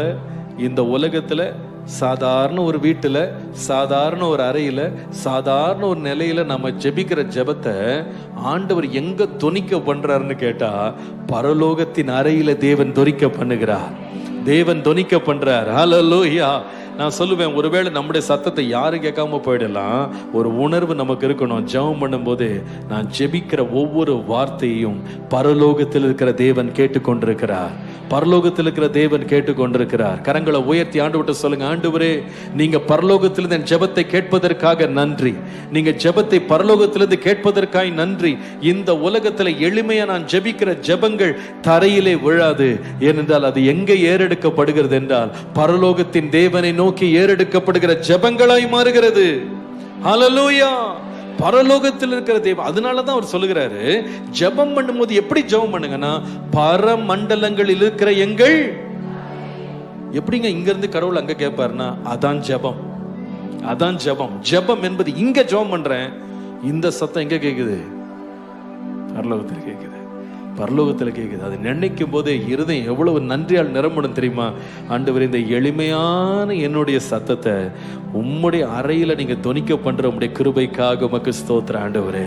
உமக்கு ஸ்தோத்திர ஆண்டவரே. உமக்கு ஸ்தோத்திர ஆண்டவரே. நம்ம நிறைய பேர் நினைக்கிறோம், என் ஜெபத்தை யார் கேட்கிறா? யார் கேட்கிறா? எங்க கேட்க போகுது? பயப்படாதீங்க, கலங்காதீங்க. சின்ன ஜெபங்களை கூட பரலோகத்திலிருந்து கேட்கிற ஒரு ஜீவனுள்ள தேவன் இருக்கிறார். ஜீவனுள்ள தேவன் இருக்கிறார். ஹல்லேலூயா. பரமண்டலங்களில் இருக்கிற எங்கள் பிதாவே, எங்கள் பிதாவே.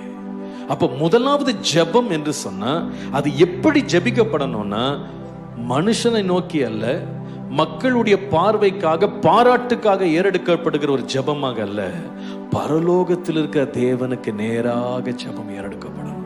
2வது, அந்த ஜெபத்தில் அவர் சொல்லிக் கொடுக்கிற காரியத்தை பாருங்களேன். இப்போ எல்லாரும் சேர்ந்து லூக்கா 11:2 சத்தமா சேர்ந்து வாசிக்கலாமா? லூக்கா 11:2 பாருங்க. அங்க வாசிக்கிறோம், நீங்கள் ஜெபம் பண்ணும்போது எப்படி ஜெபம் பண்ணணும்னா, பரமண்டலங்களில் இருக்கிற, வாசிங்க எல்லாம் சத்தமா, பரமண்டலங்களில் இருக்கிற எங்கள் பிதாவே, உம்முடைய நாமம் பரிசுத்தப்படுவதாக, உம்முடைய ராஜ்யம் வருவதாக, உம்முடைய சித்தம் பரமண்டலத்திலே செய்யப்படுகிறது போல பூமியிலேயும் செய்யப்படுவதாக. ஜெபம் எப்படி பண்ணணும்?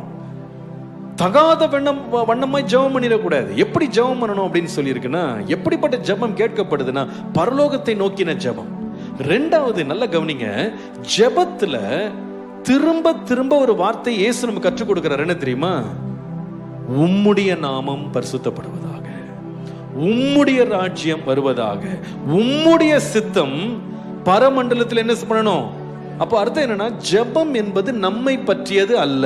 எல்லாரும் சொல்லுங்க, ஜெபம் என்பது, சத்தமா சொல்லுங்க, ஜெபம் என்பது நம்மை பற்றியது இல்லை. யாரை பற்றியது சொல்லுங்க? தேவனை பற்றியதுதான். அதுல ஏதாவது நம்முடையன்னு ஒரு வார்த்தை இருக்கா பாருங்க? இல்லையே. என்ன போட்டிருக்கு? உம்முடைய நாமம், உம்முடைய ராஜ்யம், உம்முடைய சித்தம். நிறைய பேர் நினைக்கிறாங்க ஜெபம் என்பது நம்மை பற்றினது நினைக்கிறாங்க. நம்ம பற்றினதே கிடையாது. ஜெபம் என்பது நம்மை பற்றினதே கிடையாது. இன்னைக்கு நிறைய பேர் ஜெபத்தை தங்களுடைய தனிப்பட்ட ஒரு வாகனமா பயன்படுத்த நினைக்கிறாங்க. அங்கதான் பெரிய தப்பே நடக்குது. ஜெபம் என்பது நம்மை பற்றியது கிடையாது. சில பேர் ஆண்டவர்கிட்ட ஜெபத்துக்கு வரும்போது எப்படி வர்றாங்க அப்படின்னா, ஒரு பெரிய பட்டியல் போட்டுறாங்க. ஆண்டவரே எனக்கு இது வேணும், அது வேணும், இது கிடைக்கணும், அது கிடைக்கணும், இது நடக்கணும், அது நடக்கணும், எல்லாம் பட்டியல் போட்டு ஜெபத்தில் ஆண்டவர்கிட்ட கொண்டு வந்து, ஆண்டவரே கீழே ஒரே ஒரு கையெழுத்து போட்டீங்கன்னா எல்லாம் கிடைச்சிரும்ப்பா, நீங்க மட்டும் மனசு இறங்கி என்ன பண்ணுங்க, ஒரு கையெழுத்தை மட்டும் போடுங்க ஆண்டவரே. இப்படிதான் நம்ம ஆண்டவர்கிட்ட வர்றோம். ஆனா ஆண்டவர் சொல்றாரு, இது இல்லப்பா ஜெபம். ஜெபம்னா என்ன தெரியுமா? ஒரு வெற்று பேப்பர் எடுத்துட்டு நீ கீழே கையெழுத்து போட்டு என்கிட்ட கொடு, நான் நிரப்புறேன், நான் என்ன சொன்னாலும் செய்யறேன்றது கையெழுத்து போடுற பாரு, அதான் ஜெபம். ஒரு ஆமீன் சொல்லுங்க. அதுதான் ஜெபம். இன்னைக்கு நிறைய பேரு ஆண்டவருடைய கையை முறுக்கியாகிலும் நம்ம நினைச்சதை நடக்க வைக்கணும்னு நினைக்கிறோம் பாருங்க. அதனால சில பேர் சொல்றான், போராடி ஜெபிக்கிறோம் பாஸ்டர், நடந்துரும். நீங்க போராடினாலும் நடக்காது, நீங்க தலைகீழா தவிழ்ந்தாலும் நடக்காது. ஜெபம் என்பது நம்மை பற்றியதே கிடையாது. ஜெபம் என்பது அவருடைய நாமத்திற்கு அடுத்தது, அவருடைய சித்தத்திற்கு அடுத்தது, அவருடைய ராஜ்யம் கட்டப்படுவதற்காக நம்மை மாற்றிக்கொள்வது. நிறைய பேர் நினைக்கிறாங்க ஜெபிச்சு ஜெபிச்சு ஜெபிச்சு ஆண்டவரை மாற்றோன்னு. கிடையவே கிடையாது. அவர் மாறாதவர், அவர் நேற்றும் இன்றும் என்றும், அவர்லாம் மாறவே மாட்டார். அவர் மாற மாட்டார். அவர் அல்பாவும் ஒமேகாவும் ஆதியும் அந்தமும் துவக்கவும் முடிவுமா இருக்கிறார். அவர் என்றென்றும் இருக்கிறவராகவே இருக்கிறேன் என்று சொன்னவர். அவர் மாற மாட்டார். அப்ப ஜெபத்துல என்னதான் நடக்குதுங்கன்னு கேட்டா, அவர் மாற மாட்டார், நம்ம தான் மாறுறோம். ஜெபம் நம்மள மாத்துது. ஏனென்றால் அவருடைய சித்தம் ஏற்கனவே பரலோகத்திலே செய்யப்பட்டு விட்டது. அந்த சித்தம் பூமியில செய்யப்படுறதுக்கு தான் பாடே. ஆமா, ஜெபம் பண்ண நடக்கிறது என்னன்னா, ஆண்டவரே ஆண்டவரே என் சித்தம் இல்ல, உம்முடைய சித்தம் நடக்கட்டும். இயேசு நமக்கு அதற்கு முன்னோடியாக ஜெபம் பண்ணினார். கெத்செமனே தோட்டத்தில் எப்படி ஜெபம் பண்ணாரு? ஆண்டவரே இந்த பாத்திரம் என்னை விட்டு நீங்க கூடுமானால் நீங்கட்டும், ஆயினும் என் சித்தம் அல்ல உம்முடைய சித்தமே ஆக கடவுள். அப்போ இயேசு ஒரு மாம்சீகத்துல ஜெபம் பண்ணும்போது எப்படி ஜெபம் பண்றாருன்னா, ஒரு மனுஷனா ஜெபம் பண்ணும்போது, ஆண்டவரே இந்த பாத்திரம் நீங்கிரட்டும்பா, இந்த பாத்திரம் நீங்கிரட்டும்பா. இதான் ஒரு மனுஷீகமாக ஜெபம் பண்ணுறது. ஆனா நமக்கு ஒரு முன்னடையாளமாக ஒரு ஜெபம் பண்ணாரு. உண்மையான ஜெபம்ன்றது நான் நினைச்சது நடக்கணும்னு இல்லை, ஆண்டவரே உம்முடைய சித்தம் ஆக கடவுது. கடைசியில பாருங்க, அந்த ஜெபத்தின் முடிவில் இயேசுவின் சித்தம் நடக்கல, பிதாவின் சித்தமே நடந்தது. அந்த பாத்திரத்தை முழுவதுமாக அவர் குடித்து முடித்தார். அதற்கு தன்னை ஆயத்தப்படுத்தி கொண்டார். அப்ப ஜெபம் என்பது என்னை குறித்தது அல்ல, இது தேவனுடைய நாமம் மகிமைப்படுறதுக்கு, அவருடைய ராஜ்யம் வர்றதுக்கு, அவருடைய சித்தம் நிறைவேறதுக்கு. ஹல்லேலூயா. 115ஆம் சங்கீதம் 1ஆம் வசனம் சொல்லுகிறது, எங்களுக்கு அல்ல கர்த்தாவே, எங்களுக்கு அல்ல, உமது கிருபை நிமித்தமும் உமது சத்தியத்தின் நிமித்தமும் உம்முடைய நாமத்திற்கே மகிமை உண்டாகட்டும். உம்முடைய நாமத்திற்கே மகிமை வர பண்ணும், எனக்கு கிடையாது. அப்போ ஜெபிக்க தெரிந்தவங்க ஒன்றை தெரிஞ்சுக்கிறாங்க, ஆண்டவரே நான் ஜெபம் பண்ண வந்தேன், நான் கர்த்தருடைய முன்பாக நான் நிறைய காரியங்களை நான் எடுத்துட்டு வர்றேன். ஆனா ஜெபம் பண்ண பண்ண பண்ண பண்ண பண்ண ஒரு மாற்றம் எங்க நடக்குதுன்னா, எனக்குள்ள நடக்குது. ஆண்டவரே நிறைய யோசிச்சுட்டு வந்தேன், நிறைய கேட்கணும்னு வந்தேன், ஆனா ஒன்ன கண்டுபிடிச்சிட்டேன், நான் நினைச்சது இல்லை, உம்முடைய சித்தம் நடக்கட்டும்பா, உம்முடைய பிரியம் நடக்கட்டும்பா, உம்முடைய நாம மகிமை பெறட்டும்பா, உம்முடைய ராஜ்யம் வரட்டும்பா, நீங்க பிரியமானதை செய்து முடிக்கிறதற்கு என்னை அர்ப்பணிக்கிறேன், என்னை அர்ப்பணிக்கிறேன். கர்த்தர் எல்லாத்தையுமே அவர் சித்தத்துக்காகவே செய்கிறார். அவருடைய சித்தத்துக்காக தான் தேவன் எல்லாவற்றையும் நிறைவேற்றி முடிக்கிறார். நம்முடைய சித்தம், நம்முடைய நோக்கெல்லாம் பெருசு நினைக்கிறீங்க. நிறைய பேர் தேவ சித்தம்ன்றதை நிறைய பேர் ரொம்ப யோசிக்கிறாங்க, ஆனால் அதை கொடுக்கறதுக்கு தான் ரொம்ப பயப்படுறாங்க. தேவ சித்தத்துக்கு தங்களை அர்ப்பணிக்கிறத ரொம்ப பயப்படுறாங்க. அவங்க என்ன நினைக்கிறாங்கன்னா, தேவ சித்தம்னா ரொம்ப கஷ்டமா இருக்கும் போல இருக்கு, தேவ சித்தம்னா முடியாது போல இருக்கு, ரொம்ப மோசமா இருக்கும் போல இருக்குன்னு நினைக்கிறாங்க. அதனால அவங்க நினைக்கிறாங்க நம்முடைய சித்தம் தான் பெஸ்ட் நினைக்கிறாங்க. நம்முடைய ஆலோசனை, நம்முடைய யோசனை, நம்முடைய திட்டம், நம்முடைய நோக்கம் இதுதான் உயர்ந்தது. ஆனா உங்களுக்கு தெரியுமா, வானத்திற்கும் பூமிக்கும் எவ்வளவு உயரமோ உங்களுடைய நினைவுகளுக்கும் என் நினைவுகளும் அவ்வளவு உயரமா இருக்கிறது. ஹல்லேலூயா. பொல்லாதவர்களாகிய நாமே இவ்வளவு நன்மை யோசிப்போமானா நம்முடைய பரமபிதா எவ்வளவு அதிகமான நன்மைகளை யோசிப்பாரு. அப்ப ஜெபத்துக்கு வர்ற ஒவ்வொருவரையும் கர்த்தர் எப்படி உருவாக்குறாருன்னு கேட்டா, உன்னுடைய இஷ்டத்துக்கு இல்லப்பா, என் இஷ்டத்திற்கு வளைக்கிற இடம் தான் ஜெபம். உன்னுடைய இஷ்டத்துக்கு இல்லை, என் இஷ்டத்துக்கு நீ வளையணும். நம்ம இஷ்டம், நம்ம சித்தம்லாம் எவ்வளோங்க இருக்கும்னு நினைக்கிறீங்க? நம்ம ஆலோசனை, நம்முடைய ஞானம் எல்லாம் எங்க போகும்னு நினைக்கிறீங்க? எதை வச்சு நம்ம சித்தம்லாம் நம்ம திட்டம் போடுறோம்? கண்ணு பார்க்கறத வச்சு, காது கேட்கறத வச்சு, நம்முடைய மனசுல தோன்றதை வச்சு சித்தத்தை நம்ம என்ன பண்றோம்? உருவாக்குறோம். ஒரு சில வருஷங்களுக்கு முன்பாக எங்க சபையில ஒரு வாலிப பையன் ஆராதனை முடிச்ச உடனே ஜெபிக்க வருகிறான். அங்கிள் எனக்கு ஜெபம் பண்ணுங்க. எதுக்குப்பா? அங்கிள் நான் 21 days ஃபாஸ்டிங் இருந்து இப்போதான் முடித்தேன், எனக்கு ஜெபம் பண்ணுங்க அப்படின்னு. உடனே நான் கேட்டேன், எதுக்காகப்பா 21 நாள் ஃபாஸ்டிங் போட்ட அப்படின்னு கேட்டேன். அப்போ சொன்னா, ஆண்டவர் எனக்கு ஒரு பெண்ணை எனக்கு காமிச்சிருக்கிறார் அங்கிள், அந்த பெண் தான் எனக்கு குறித்தவள் அப்படின்னு எனக்கு மனசுல நல்ல தோணுது, அதை உறுதிப்படுத்திக்கிறதுக்காக 21 days ஃபாஸ்டிங் போட்டேன் அப்படின்னு சொன்னான். அப்போ நான் சும்மா இருந்துருக்கணும். நான் என்ன பண்ணேன், அந்த பொண்ணு எங்கப்பா, நம்ம சர்ச்சிலையா வேற எங்கேயாதான்னு கேட்டேன். நம்ம சர்ச்சுக்கு தான் பாஸ்டர் அந்த பொண்ணு வருது அப்படின்னு. அப்படியாப்பா? நான் விடல, யாருப்பா அந்த பொண்ணுன்னு கேட்டேன். அப்போ ஒரு குறிப்பிட்ட பெண்ணை அவன் சொன்னான். இந்த பாருங்க அங்கிள், அவங்க தான் வந்து ஆண்டவர் எனக்கு இந்த என் வாழ்க்கை துணையா கொடுக்க போறாரு நான் நினைக்கிறேன், என் மனசுல நல்லா பற்றுச்சு, அதுக்காக 21 days ஜெபம் பண்ணிட்டேன் அங்கிள், அதுக்கப்புறமா பேசலான் இருக்கேன் அப்படின்னா. எனக்கு இந்த பொண்ணை சொன்ன உடனே எனக்கு பகீர்னு ஆயிடுச்சு. நான் சொன்ன, உண்மையா நீ வந்து அந்த பொண்ணு தானா அப்படின்னு. ஆமா அங்கிள் அதுதான்.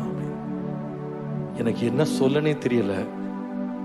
உண்மை என்னன்னு கேட்டா, அந்த பொண்ணு ஏற்கனவே கல்யாணமாகி 3 குழந்தை இருக்கு. ஆனா என்ன விஷயம்னு கேட்டீங்கன்னா, அந்த பெண் வந்து 3 மாசமா தான் எங்க சர்ச்சுக்கு வர்றாங்க. ஆனா அவங்க குடும்பம் இங்க இல்லை. குடும்பம் வந்து எங்க இருக்கிறாங்கன்னா வெளியூர்ல இருக்கிறாங்க. இவங்க வந்து 3 மாசம் ஒரு ரிசர்ச்காக இங்க வந்திருக்கிறாங்க. ஆனா ஆளை பார்த்தா கொஞ்சம் இளமையா தெரிவாங்க. இந்த பையன் என்ன நினைச்சிட்டான்னா, இந்த பொண்ணு தான் கர்த்தர் நமக்காக ஏற்படுத்தின பொண்ணுன்னு 21 நாள் உபவாசம். நான் என்ன சொல்ல முடியும் நீங்க யோசித்து பாருங்க. நான் சொன்னேன், நான் எல்லாருக்கும் ஜோமன்ட்டு கூட தனியா பேசுறேன்பா அப்படின்னு தனியா அவனை கூப்பிட்டு சொன்னேன் பாருங்க. மனமே உடைஞ்சு போயிட்டான், நொறுங்கி போயிட்டான். அவனால நம்பவே முடியல. உண்மையா சொல்றீங்களா அங்கிள்? நான் உண்மையாதான்ப்பா சொல்றேன். எதுவும் பேசிவிடாத, போய் தயவு செய்து ஜெபத்தோடு அப்படியே வீட்டுக்கு கிளம்பி போயிரும். எதுவும் அந்த பொண்ணுகிட்ட பேசி பிரச்சனையை கிளப்பிடாத. அதுக்கப்புறமா எல்லார்ட்டும் பிசாசை ஓட்ட வேண்டியது ஏன் பிரச்சனை ஆயிரும். அதனால நீ அப்படியே போயிடு. நீங்க நம்ப மாட்டீங்க, அவனுடைய மன உடைவுல இருந்து, டிப்ரெஷன்ல இருந்து அவனை வெளியே கொண்டு வரக்கு 1 மாசம் ஆகி போச்சு. 1 மாசம் அவன் வெளியே வந்துட்டான். ஆண்டவர் கிருபையில பாவம். நம்ம சித்தெல்லாம் எப்படி நம்ம வரைகிறோம், எப்படி அதை வரைகிறோம்னு கேட்டா, கண்ணால பாக்குறத வச்சு, காதால கேட்கறத வச்சு, நம்ம மனசு எட்டுற அளவுக்கு யோசனைகளை வச்சு நம்ம ஒரு வரைபடம் வரைகிறோம். இதுதான் நமக்கு சிறந்தது அப்படின்னு. நிறைய வேளையில நாம வரைஞ்ச வரைபடம் நிஜமாக மாறணும்னு ஜெபத்தை யூஸ் பண்றோம். ஏன்னா நேர்ல கேட்கறதுக்கு பயம். 21 நாள் ஜெபம் பண்ணாலும் வரைபடம் நிறைவேறிடும் அப்படின்னு நினைக்கிறோம். ஆனா ஜெபம் என்பது நான் வரைஞ்ச வரைபடத்தை நிறைவேற்றதுக்காக துடிக்கிற இடம் அல்ல. தேவன் எனக்காய் வைத்திருக்கிறதற்கு என்னை வளைக்கிற இடம், என்னை ஒப்பு கொடுக்கிற இடம். அப்போ ஜெபிக்கிறவங்க எப்படி ஜெபம் பண்றாங்கன்னா, என்னுடைய சித்தம் கிடையாது ஆண்டவரே, உம்முடைய சித்தம். என்னுடைய ராஜ்யம் அல்ல, உம்முடைய ராஜ்யம். ஆண்டவரே, என்னுடைய நோக்கம் அல்ல, உம்முடைய நோக்கம். என்னுடைய நாமத்தின் பிரஸ்தாவம் அல்ல, உம்முடைய நாமம் பிரஸ்தாவப்படணும். அப்போ எல்லாமே எதற்காக தான் சொல்லுங்க? யாருக்காக? சொல்லுங்க, யாருக்காக? இயேசுவுக்காகவே, இயேசுவுக்காகவே. அதனாலதான் நமக்கு வேதம் சொல்லுகிறது, நீங்கள் வந்து புசித்தாலும் குடித்தாலும் எதை செய்தாலும் நீங்க என்ன செய்யுங்க? தேவனுடைய மகிமைக்கென்றே செய்யுங்கள். 1 கொரிந்தியர் 10:31 பாருங்கள். நீங்கள் புசித்தாலும் குடித்தாலும் எதை செய்தாலும் எல்லாவற்றையும் எதற்காக செய்யுங்க? தேவனுடைய மகிமைக்கென்றே செய்யுங்க. அப்ப ஜெபம்னா என்ன தெரியுமா? ஏன் மகிமைக்காக இல்ல. ஆண்டவரே இதை என் மூலமா செய்யுங்க இல்லப்பா, கிடையாது. நீங்க நிறைய பேர் ஏதோ ஒரு அவங்களே ஒரு நோக்கத்தை பிக்ஸ் பண்ணிட்டு அதை செஞ்சிருங்க ஆண்டவரே. நீங்க நிறைய பேர் ஆண்டவரைய மிரட்டி எல்லாம் ஜபிக்கிறாங்க. செய்றீங்களா இல்லையா ஆண்டவரே? அவங்க ஜெபம் துணி அப்படிதான் இருக்கு. செய்யுங்க ஆண்டவரே. பாவம், அவர் என்னமோ ஓடி ஒளிகிற வேலைக்காரனை போல இப்படி செய்யுங்க, அப்படி செய்யுங்க, அப்படி நடத்துங்க. ஜெபம் என்ன தெரியுமா? நான் என்ன செய்யணும் ஆண்டவரே? நான் என்ன செய்யணும்? உம்முடைய சித்தம் பரமண்டலங்களுக்கு செய்யப்படுது, அந்த பூமியில செய்யறதுக்கு நான் என்ன செய்யணும்பா? உம்முடைய நன்மையும் பிரியமும் பரிபூர்ணமான சித்தம் என்னதென்பதை பகுத்தறிகிற ஒரு அறிவை எனக்கு தாங்கப்பா. ஒண்ணும் தெரியாத மூடனை போல ஜெபம் பண்றேன். கண்ணால பார்த்ததை வச்சுக்கிட்டு இதுதான் முடிவுன்னு நினைச்சிட்டு நான் வந்து அப்படி நான் முண்டி அடிக்கிறேன். வேண்டாம் ஆண்டவரே, நீங்க என்ன நினைக்கிறீங்க? நீங்க என்ன செய்ய விரும்புறீங்க? அதை செய்யறதுக்கு என்ன வளையுங்கப்பா. பாருங்க, நிறைய வேளையில தேவனுடைய நன்மையான சித்தம், பரிபூர்ணமான சித்தம், பூரணமான சித்தம் நிறைவேறதுக்கு மாம்சம் வந்து இடம் கொடுக்காதுங்க. அது என்ன சொல்ல தெரியுமா? அதெல்லாம் வேணாம், நீ சொல்றதை நீ என்ன பண்ணு, செய், நீ நினைச்சதை நீ செய். அப்படிதானே பேதுரு ஆண்டவர்கிட்ட போய் இயேசுட்ட சொன்னார், ஆண்டவரே இதெல்லாம் உமக்கு வேண்டாம், இந்த சிலுவையெல்லாம் உமக்கு வேண்டாம். இயேசுவை தனியா கூட்டு போய் கடிந்து கொண்டானா, கடிந்து கொண்டு திட்டுறானா இயேசுவை. தேவையில்லாம இந்த மாதிரி பிரச்சனை போய் ஈடுபடாதீங்க, உங்களுக்குலாம் எதுக்கு சிலுவை? இப்பதான் 33 வயசு ஆயிடுச்சு, அதுக்குள்ள என்ன மரணம்? கொஞ்சமாவது அறிவு இருக்கா? அப்படிலாம் அவன் சொன்னானே தெரியல, நான் சொல்றேன். நான் அப்படி திட்டிருக்கேன். அவன் சொல்றது, அவனை கடிந்து கொண்டான், இயேசுவை கடிந்து கொண்டான். இதெல்லாம் வேண்டாம் ஆண்டவரே. 33 வயசாச்சு, ஒரு கல்யாணம் கூட பண்ணல, 2 பிள்ளைய பெறல, அதுக்குள்ளேயும் சிலுவை மரணம் பாடுனா இதெல்லாம் என்ன? அதெல்லாம் வயசான காலத்துல பாத்துக்கலாம். இந்த வயசுல இதெல்லாம் தேவையில்லை ஆண்டவரே. சிலுவை எல்லாம் நமக்கு எதுக்கு? நம்ம வேலையை பார்த்துமா. எவ்வளவு பேர் கூட்டம் வர்றாங்க, ஒரே புக்கிங் ரொம்ப அதிகமா இருக்கு, போராடலாம் கூட்டம் வர்றாங்க. இந்த நேரத்துல பீக்ல போயிட்டு இருக்கும் போது நீங்க போய் சேர்ந்தீங்கன்னா நாங்க எங்க போறது? வேண்டாம் ஆண்டவரேன்னு திட்டினான். இயேசு என்ன சொன்னார்? பரவாயில்லையப்பா, இவ்வளோ ஐடியாலாம் வச்சிருக்கிய, இந்த மாதிரி உண்மை சீஷன் எனக்கு கிடைப்பானா? என் நல்வாழ்வை விழுபெற முன்ன போல யார் இருப்பானா? சொன்னாரா? என்ன சொன்னாரு? கரெக்டா சொன்னீங்க பாருங்க. அப்பாலே போ சாத்தானே. நீ தேவனுக்குரியவைகளை சிந்திக்காமல் மனுஷனுக்குரியவைகளை சிந்திக்கிறாய். அப்போ இவருடைய உண்மையான ஆசை, இவர் மட்டும் உதாரணமா ஆல் நைட் பிரேயர்ல இன்னைக்கு பேதுருவை நம்ம 2000 வருஷத்துக்கு முன்னாடி இதே ஆல் நைட் பிரேயர் நடத்தி பேதுருவை ஜெபம் நடத்த விட்டுருந்தா அவர் என்ன ஜெபம் பண்ணிருப்பார் நீங்க நினைக்கிறீங்க? இயேசுவுக்காக இப்பொழுது பேதுரு ஜெபம் பண்ணுவார் அப்படின்னு ஜெப குறிப்பு கொடுத்திருந்தா பேதுரு என்ன ஜெபம் பண்ணிருப்பாரு? இந்த இயேசுவுக்கு சரியாக மூளை வேலை செய்யவில்லை, அவர் தேவையில்லாததை யோசித்துக் கொண்டிருக்கிறார். அவர் ஆண்டவர் ஜீவனை கொடுக்கிற வேளையில் அவர் மரணத்தை பற்றி யோசித்துக் கொண்டிருக்கிறார். ஆகவே அவருடைய மனம் மாற வேண்டும் என்று ஜெபம் பண்ணுவோம் பிரியமானவர்களேன்னு சொல்லியிருப்பார். கண்டிப்பா சொல்லியிருப்பார். இப்பொழுதுதான் திட்டி விட்டு வந்தேன், அப்பொழுது கூட அவர் மனம் மாற மாட்டேங்கிறது சொல்லிட்டு வந்திருப்பார். ஆனா தேவ சித்தம் என்னவா இருந்தது? இயேசு சிலுவை சுமக்க வேண்டும். அது மனுஷனுடைய பார்வையில அது வந்து ஒரு அங்கீகரிக்கப்படுகிற ஒரு ஜெபமா இல்லைங்க. அப்போஸ்தலன் பவுல் சொல்றார், சிலுவை என்பது கிரேக்கருக்கு வந்து பைத்தியமா இருக்கிறது, யூதர்களுக்கு இடரலா இருக்கிறது. ஆனா இயேசு சொல்றார், இந்த யூதருக்கு இடரலும் கிரேக்கருக்கு பைத்தியம் தான் தேவனுடைய சித்தம். சொல்லுங்க, என்னது? அவர் சொல்றாரு, உம்முடைய சித்தத்தை செய்ய வருகிறேன், என்னை குறித்து புத்தக சுருள் என்னை எழுதப்பட்டிருக்கிறது, உம்முடைய சித்தத்தை செய்ய வர்ற ஆண்டவரே. என்ன சித்தம்? மரிக்கிறது தான் சித்தம். ஆனா இயேசு உட்கார்ந்து ஜெபம் பண்ற 3 மணி நேரம் ஜெபம் பண்ணார். எதுக்கு ஜெபம் பண்ணாரு கேட்டா, என் சித்தம் வேண்டாம், என் சித்தம் வேண்டாம், உம்முடைய சித்தம், உம்முடைய சித்தம். இன்னைக்கு நிறைய பேர் நம்ம ஆண்டவருக்கே ஆலோசனை கொடுக்குறோம், இப்படிலாம் செய்யலாம் ஆண்டவரே, இப்படி பண்ணலாம் ஆண்டவரே, இப்படி நடத்தலாம் ஆண்டவரே, இப்படி போகலாம் ஆண்டவரே. நான் சொல்லுவேன், நம்ம ஆலோசனை கர்த்தருக்கு தேவையில்லை. ஜெபம் என்பது என்ன தெரியுமா? உம்முடைய விருப்பம் என் வாழ்க்கையில் நிறைவேறட்டும். அது என்னவா இருந்தாலும் பரவாயில்ல, அது பாடா இருந்தாலும் பரவாயில்ல, அது கிரீடமா இருந்தாலும் பரவாயில்ல, அது மேன்மையா இருந்தாலும் பரவாயில்ல, அது தாழ்மையா இருந்தாலும் பரவாயில்ல, அது வெற்றியா இருந்தாலும் பரவாயில்ல, அது தோல்வியா இருந்தாலும் பரவாயில்ல, அது மகிமையா இருந்தாலும் பரவாயில்ல, அவமானமா இருந்தாலும் பரவாயில்ல.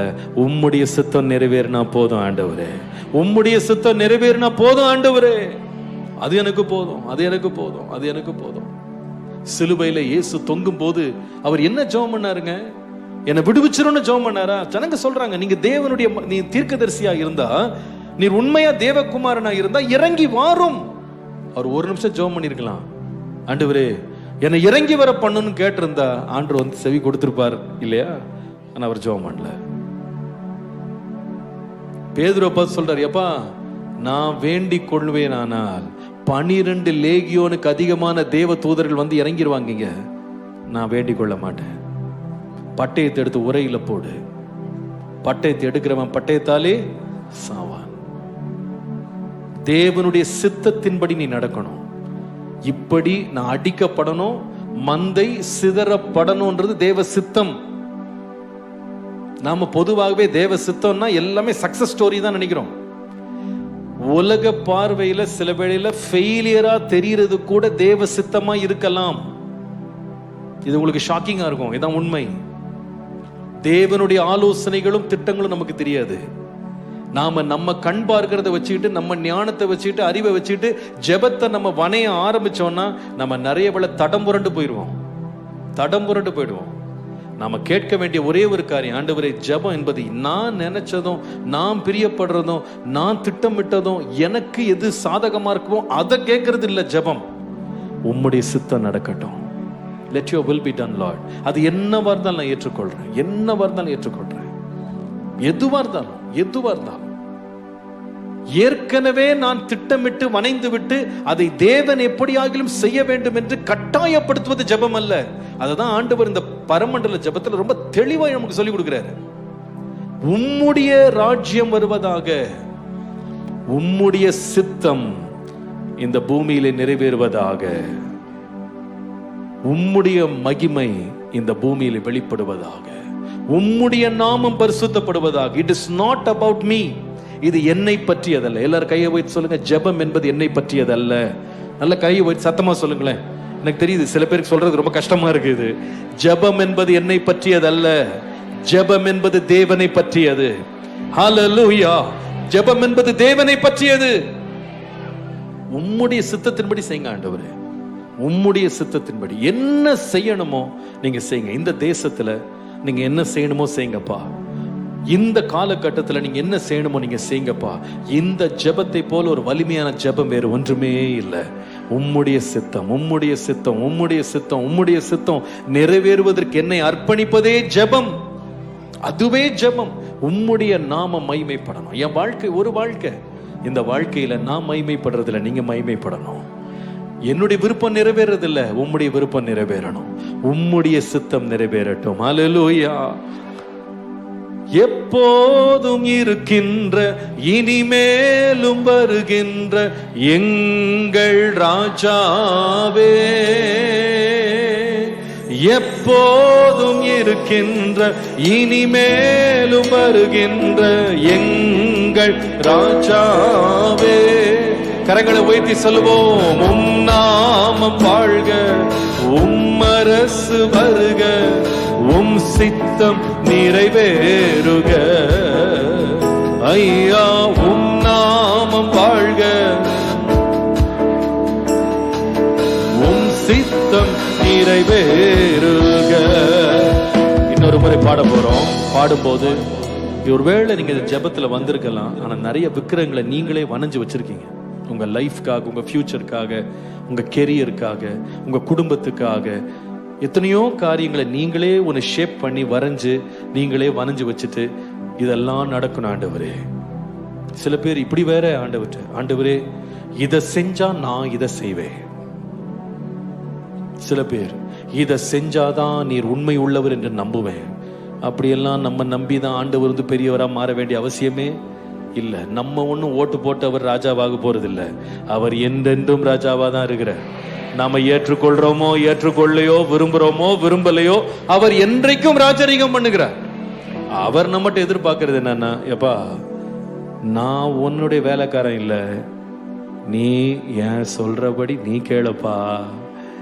உன் சித்தத்தின்படி செய்யறதுக்கு நான் உன்னுடைய அடியாள் கிடையாது, நீ தான் எனக்கு அடிமை. நான் சொல்றதை கேட்கறதுக்கு ஒரு கூட்டத்தை நான் தேடுறேன். இன்றைக்கு ஜெபம் பண்ணும்போது, ஆண்டவரே இந்த விக்கிரகத்தை எல்லாம் எடுத்து குப்பையில போட்டு உம்முடைய சித்தம் என்னவோ என் வாழ்க்கையில நிறைவேற்றுங்க ஆண்டவரே. உம்முடைய பிரியமானது என் வாழ்க்கையில் நிறைவேறட்டும், அதற்கு என்னை அர்ப்பணிக்கிறேன். எத்தனை பேர் அப்படி ஜெபிக்க விரும்புறீங்க? இந்த ஒரு சரணத்தை பாடும்போது நம்ம மனதுல எண்ணங்கள்ல இருக்கிற எல்லா விக்கிரகத்தை ஒவ்வொன்னா எடுத்து குப்பையில போட்டுடணும். எல்லாம் தூக்கி போடணும். தூக்கி போட்டு, ஆண்டவரே, not my will, not my plan, not my design, not my desire, ஒன்றுமே இல்லை, எதுவுமே கிடையாது. எல்லாம் உம்முடைய சித்தத்தின்படி, உம்முடைய விருப்பத்தின்படி, உம்முடைய பிரியத்தின்படி, உம்முடைய நோக்கத்திற்காக, உம்முடைய நாமத்தின் மகிமைக்காக, உம்முடைய ராஜ்யத்தின் பரம்புதலுக்காக நீங்க என்ன நினைச்சீங்களோ அதை நிறைவேற்றுவதற்கு என்னை அர்ப்பணிக்கிற ஆண்டவரே. கரங்களை உயர்த்தி சொல்லுவோம். எப்போதும் இருக்கின்ற, இனிமேலும் வருகின்ற எங்கள் ராஜாவே, உள்ளத்தின் ஆழத்திலிருந்து எப்போதும் இருக்கின்ற ராஜாவே, உம் நாமம் வாழ்க, உம் சித்தம் நிறைவேறுக ஐயா. உம் நாமம் சொல்லுங்க, வாயை திறந்து உள்ளத்தின் ஆழத்திலிருந்து, உம் சித்தம் நிறைவேறுக. ஆராதனை ஆராதனை ஆராதனை ஆராதனை ஆராதனை என் நண்பர் இயேசுவுக்கே, என் நண்பர் இயேசுவுக்கே. ஹல்லேலூயா, ஹல்லேலூயா. ஆண்டவரே, ஜெபம் என்பது பரலோகத்தை நோக்கினது, மனுஷனை நோக்கினதே கிடையாது. மனுஷன் பார்வைக்காக, மனுஷனுடைய கௌரவத்திற்காக, மனுஷனுடைய மகிமைக்காக செய்யப்படுவது அல்ல, பரலோகத்தை நோக்கினது. இரண்டாவது, ஜெபம் என்பது இது என்னை குறித்தது அல்ல, இது உம்முடைய சித்தத்தை குறித்தது. அதற்கு என்னை வளைக்கிற ஒரு பட்டறையாக ஜெபம் மாறட்டும். என்னை மாற்றும் ஆண்டவரே, என்னை மாற்றும். கடைசியாக இந்த ஜெபத்தை குறித்து அதே அந்த லூக்கா 11:2 வாசிக்கும் போது அவர் சொல்லுகிறார், இயேசு சொல்லுகிறார், நீங்கள் ஜெபம் பண்ணும்போது பரமண்டலங்களில் இருக்கிற எங்கள் பிதாவே, உம்முடைய நாமம் பரிசுத்தப்படுவதாக, உம்முடைய ராஜ்யம் வருவதாக, உம்முடைய சித்தம் பரமண்டலம் செய்யப்படுகிறது போல பூமியிலேயும் செய்யப்படுவதாக. அப்ப முதலாவது ஜெபம்ன்றது ஹெவன்வர்ட் அட்டென்ஷன். நம்முடைய கண்கள் பரலோகத்துக்கு நேராய் திருப்பப்படுகிறது. அதான் நம்பர் 1. இரண்டாவது, ஜெபம் என்பது it is a humble affirmation of God's will and God's plan. தேவனுடைய சித்தம் நிறைவேறுவதற்கு நம்மை அர்ப்பணிக்கிற ஒரு இடம் தான் ஜெபம். மூன்றாவது, ஜெபம் என்பது it is an honorable association with God. தேவனோடு நாம் கொண்டிருக்கிற ஒரு மகிமையான ஒரு உறவு, ஒரு ஐக்கியம். இந்த முதல் வார்த்தையை பாருங்களேன். பரமண்டலங்களில் இருக்கிற யார் சொல்லுங்க, சத்தமா சொல்லுங்க. தேவனேன்னு சொல்லல, என்னது? பிதாவே. இன்னொரு தடவை சொன்னா அப்பாவே, அப்பாவே, அப்பாவே. நம்ம பொதுவா ஜெபம் பண்றது தேவனே, ஆண்டவரே, கர்த்தாவே நம்ம கூப்பிட்டு நம்ம ஜெபம் பண்ணிருக்கோம். இது பழைய ஏற்பாட்டுல பொதுவாக அப்படிதான் ஜெபம் பண்ணாங்க. எலோஹீம், கர்த்தாவே, தெய்வமே, சிருஷ்டிகரே, படைத்தவரே, ஆண்டவரே, இப்படிதான் அவங்க ஜெபம் பண்ணி பழகினாங்க. ஆனா தகப்பனேன்னு அவங்க கூப்பிடவே இல்லை. தேவனை தகப்பனே என்று அழைக்கிற பழக்கம் அவங்களுக்கு இல்லை. ஏன் தெரியுமா? இயேசு கிறிஸ்து மூலமாய் தான் நாம் அப்பா பிதாவே என்று கூப்பிட பண்ணுகிற புத்திர சுவிகாரத்தின் ஆவியை நாம் பெற்றிருக்கிறோம். பழைய ஏற்பாட்டு பரிசுத்தவான்களுக்கு இந்த அனுபவம் கிடையாது. அதனால அவங்க தேவனை கர்த்தர் என்றும், தேவன் என்றும், ஆண்டவர் என்றும், இப்படிதான் சேனைகளின் கர்த்தர், இப்படி எல்லாம் பேர் வைத்தாங்க. அவரை சர்வ வல்லமை உள்ளவரா பார்த்தாங்க. ஆனா தகப்பனாக பார்க்க முடியல. ஆனால் புதிய ஏற்பாட்டுல தான் இயேசுவினுடைய ஜெபங்களை நீங்கள் கவனிப்பீர்களானால் அவருடைய கிட்டத்தட்ட எல்லா ஜெபமுமே அவர் தேவனை எப்படி பார்த்தார், அவர் எப்படி அழைத்தார், பேர் சொன்னார்னு கேட்டா பிதாவே பிதாவே என்று சொல்லி அவர் அழைத்தவரா இருக்கார். நீங்கள் கவனித்து பார்த்தா இந்த 4 சுவிசேஷங்கள் இருக்கு பாருங்க, மத்தேயு, மார்க்கு, லூக்கா, யோவான். இந்த 4 சுவிசேஷங்கள்ல தேவனை பிதாவே என்று இயேசு கூப்பிட்டது எத்தனை முறை தெரியுமா? கிட்டத்தட்ட 165 முறை. இன்ஃபேக்ட் தேவனை அவர் பிதாவே அல்லது பிதா என்ற பெயரை தவிர வேறு பெயர்களை அழைப்பதை இயேசு தவிர்த்தார். இன்ஃபேக்ட் ஒரே ஒரு முறை அவர் தேவனை தேவன் என்று எங்க அட்ரஸ் பண்ணார் தெரியுமா? சிலுவையில தான். என் தேவனே என் தேவனே ஏன் என்னை, அது ஒரே ஒரு ஜபத்துல மட்டும்தான் தேவன்ற வார்த்தை யூஸ் பண்ணார். அதுக்கப்புறமா கொஞ்ச நேரத்துல திரும்ப உடனே அவர் எதுக்கு வந்தார்னா, பிதாவே என் ஆவியை உம்முடைய கைகளில் ஒப்பு கொடு. திரும்ப அதுக்கு போயிட்டார். அவர் என்ன சொல்ல வந்தார்னு கேட்டா, உங்கள் பரம தேவன் யார் என்றா உங்களுடைய பிதா. அப்ப ஜெபத்துல நம்ம ஆண்டவர்கிட்ட போய் நெருங்கும் போது எப்படி போகணும்னு ஆண்டவர் விரும்புறாருன்னா, ஒரு அடிமையாக அல்ல, ஒரு பிள்ளையாக, ஒரு பிள்ளையாக அவற்றை வரணும். ஹல்லேலூயா. ஒரு பிள்ளையாக, ஒரு பிள்ளையாக, குமாரனாக. அப்போ தேவனிடத்துல போகும்போது ஜெபம் எப்படி இருக்கணும்னு சொன்னா, ஒரு அந்நியன்கிட்ட போய் ஜெபம் பண்ற மாதிரி ஜெபம் இருக்கக்கூடாது. ஒரு அடிமைட்ட போய் ஒரு எஜமான்ட்ட போய் ஜெபம் பண்ற மாதிரி ஜெபம் இருக்கக்கூடாது. ஜெபம் எப்படி இருக்கணும்னா, ஒரு தகப்பன்ட்ட போய் ஜெபம் பண்ற மாதிரி, ஒரு தகப்பன்ட்ட போய் ஜெபம். பாருங்க, ஒரு அந்நியன் ஒருத்தட்ட போய் ஏதாவது கேட்கறாங்கன்னு சொன்னா அவங்க கேட்கறதுக்கே ரொம்ப தயங்கி தயங்கி கேட்பாங்க இல்லையா? ரெண்டாவது, ஒருத்தர் அடிமையா தங்களை உணர்ந்தாங்கன்னு சொன்னா அவங்க கேட்கும் போது அந்த எஜமான் ஏதாவது ஒரு வார்த்தையை சொல்லிட்டார் அப்படின்னா எப்படி செய்வாங்கன்னு கேட்டா, பிடிக்கலன்னா கூட என்ன பண்ணுவாங்கன்னா, என்ன பண்ண எஜமான் ஆயிட்டாரு. அவர் பிடிக்காத நம்ம செஞ்சா ஏதாவது வேலையில இருந்து எடுத்துருவாரு. அவருக்கு பிடிக்கிறத செஞ்சாதான் அவர்கிட்ட இருக்க முடியும். என்ன பண்ணி தொலைக்க போ செய். இதுதான் யாருன்னா அடிமை. ஆனா ஒரு பிள்ளை பாருங்க எப்படி தகப்பன்ட்ட போய் நெருங்குறான்னு கேட்டா, அவனுக்கு தெரியும், நான் எங்க தகப்பன்ட்ட போகும்போது நான் அந்நியனும் கிடையாது, அடிமையும் கிடையாது. நான் யார்? நான் உடன் சுதந்திரவாளி. உடன் சுதந்திரவாளி. என் தகப்பனுக்குடையதெல்லாம் என்னுடையது. அப்ப நான் எங்க தகப்பன் சொல்றதை நான் செய்யறேன்னா அது என் தகப்பனுக்கு மாத்திரம் நல்லது இல்லை, அது எனக்கு கூட நல்லதுதான். ஏன்னா எங்க அப்பா எதையுமே தீமை செய்ய மாட்டாரு, அவர் எல்லாம் நன்மைக்காக தான் செய்வார். எங்க அப்பா ஒண்ணு சொல்லிட்டாருன்னா அதனுடைய விளைவு எனக்கு நன்மையா தான் இருக்கும், அது எனக்கு ஆசீர்வாதமா தான் இருக்கும். அப்ப அவன் எப்படி செய்யறான்னு சொன்னா, சந்தோஷத்தோட செய்யறான், மகிழ்ச்சியோட செய்யறான், ஆனந்தமா செய்யறான், விருப்பமா செய்யறான். ஏன் தெரியுமா? அவனுக்கு தெரியும், நான் யாரோட உறவாடுறேன்னு சொன்னா தகப்பனோட உறவாடுறேன்.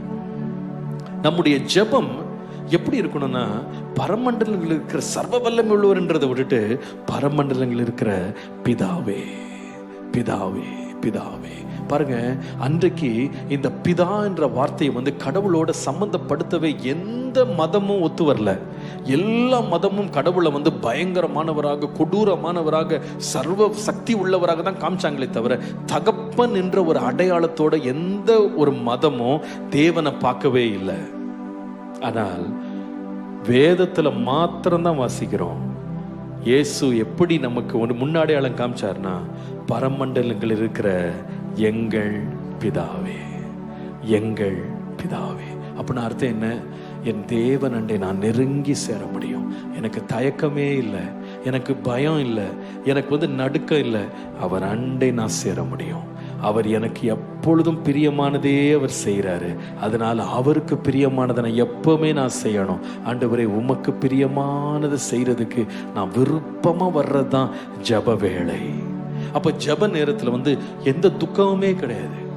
ஏன்னா நான் யாருடைய சித்தத்தை செய்யறேன்னா, ஒரு அந்நியனுடைய சித்தத்தை அல்ல, எஜமானுடைய சித்தத்தை அல்ல, எங்க அப்பாவுடைய சித்தத்தை நான் செய்யறதுக்கு என்னை அர்ப்பணிக்கிறேன், என்னை ஒப்பு கொடுக்குற. ஆண்டவரே, உம்முடைய சித்தம் நிறைவேறட்டும் அப்படின்னு நான் ஏன் கேட்கிறேன் அப்படின்னா, இது யாரோ ஒருத்தருடைய சித்தம் இல்லை, எங்க அப்பாவுடைய சித்தம். ஹல்லேலூயா. அதுல எனக்கு அவர் வைத்திருக்கிற ஆசீர்வாதங்களுக்கு நானும் சுதந்திரவாளி தான். எங்க அப்பாவுடைய பிரியத்தை நான் செய்யறதுல ரொம்ப விருப்பப்படுறேன். ஆண்டவரே, என்னை சுதந்திரவாளியாக நான் நினைச்சு ஜெபிக்கிற ஒரு அனுபவத்தை எனக்கு தாங்கப்பா.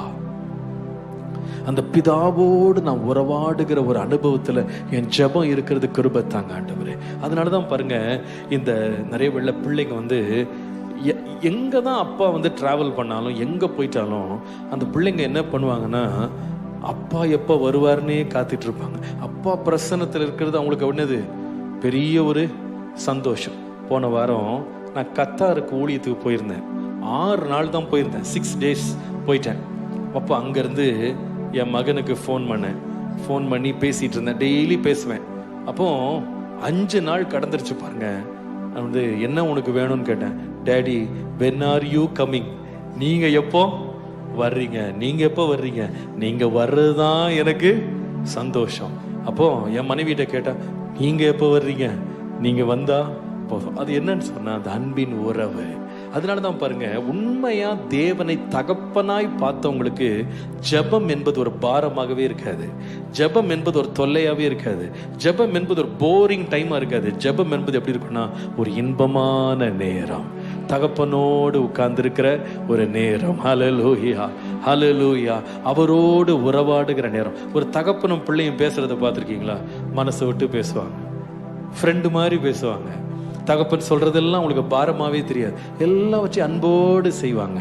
ஜெபமும் அப்படிப்பட்ட இடம் தான். அது பாரமானதாகவே தெரியாது. ஏன் தெரியுமா?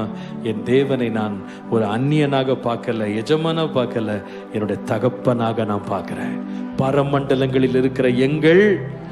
அப்போ ஒரு தகப்பன்ட்ட போகும்போது பாருங்க, என்ன ஒரு தைரியம் தெரியுமாங்க? என்ன ஒரு தைரியம் தெரியுமா? எந்த பிள்ளைக்கு இல்லாத, யாருக்கு இல்லாத தைரியம் ஒரு பிள்ளைக்கு தான் இருக்கு தகப்பன்ட்ட போய் உட்கார்றது. நான் பாருங்க, இந்த ஒரு ஐபேட் ஒன்று வச்சிருக்கேன், அப்போ ஒரு லேப்டாப் கூட வச்சிருக்கேன். இதை எங்க ஆஃபீஸில் இருக்க யாருமே தொடுறதுக்கு பயப்படுவாங்க. ஏன்னா இதை நான் வெறும் செய்திக்காக மாத்திரம் பயன்படுவேன். இது யாரும் தொட்டு எனக்கு தெரியலாம யாரும் என்ன பண்ண பயன்படுத்த மாட்டாங்க. ஆனா திடீர்னு ஒரு நாள் பார்த்தா, காலையில பார்த்தா பேட்டரியே இருக்காது. என்ன நம்ம சார்ஜ் போட்டு வச்சோமே, பேட்டரியை காணமேன்னு பார்த்தா, யார் பயன்படுத்தினான்னு கேட்டா வேற யாரும் இல்லை, நம்ம பையன்தான்.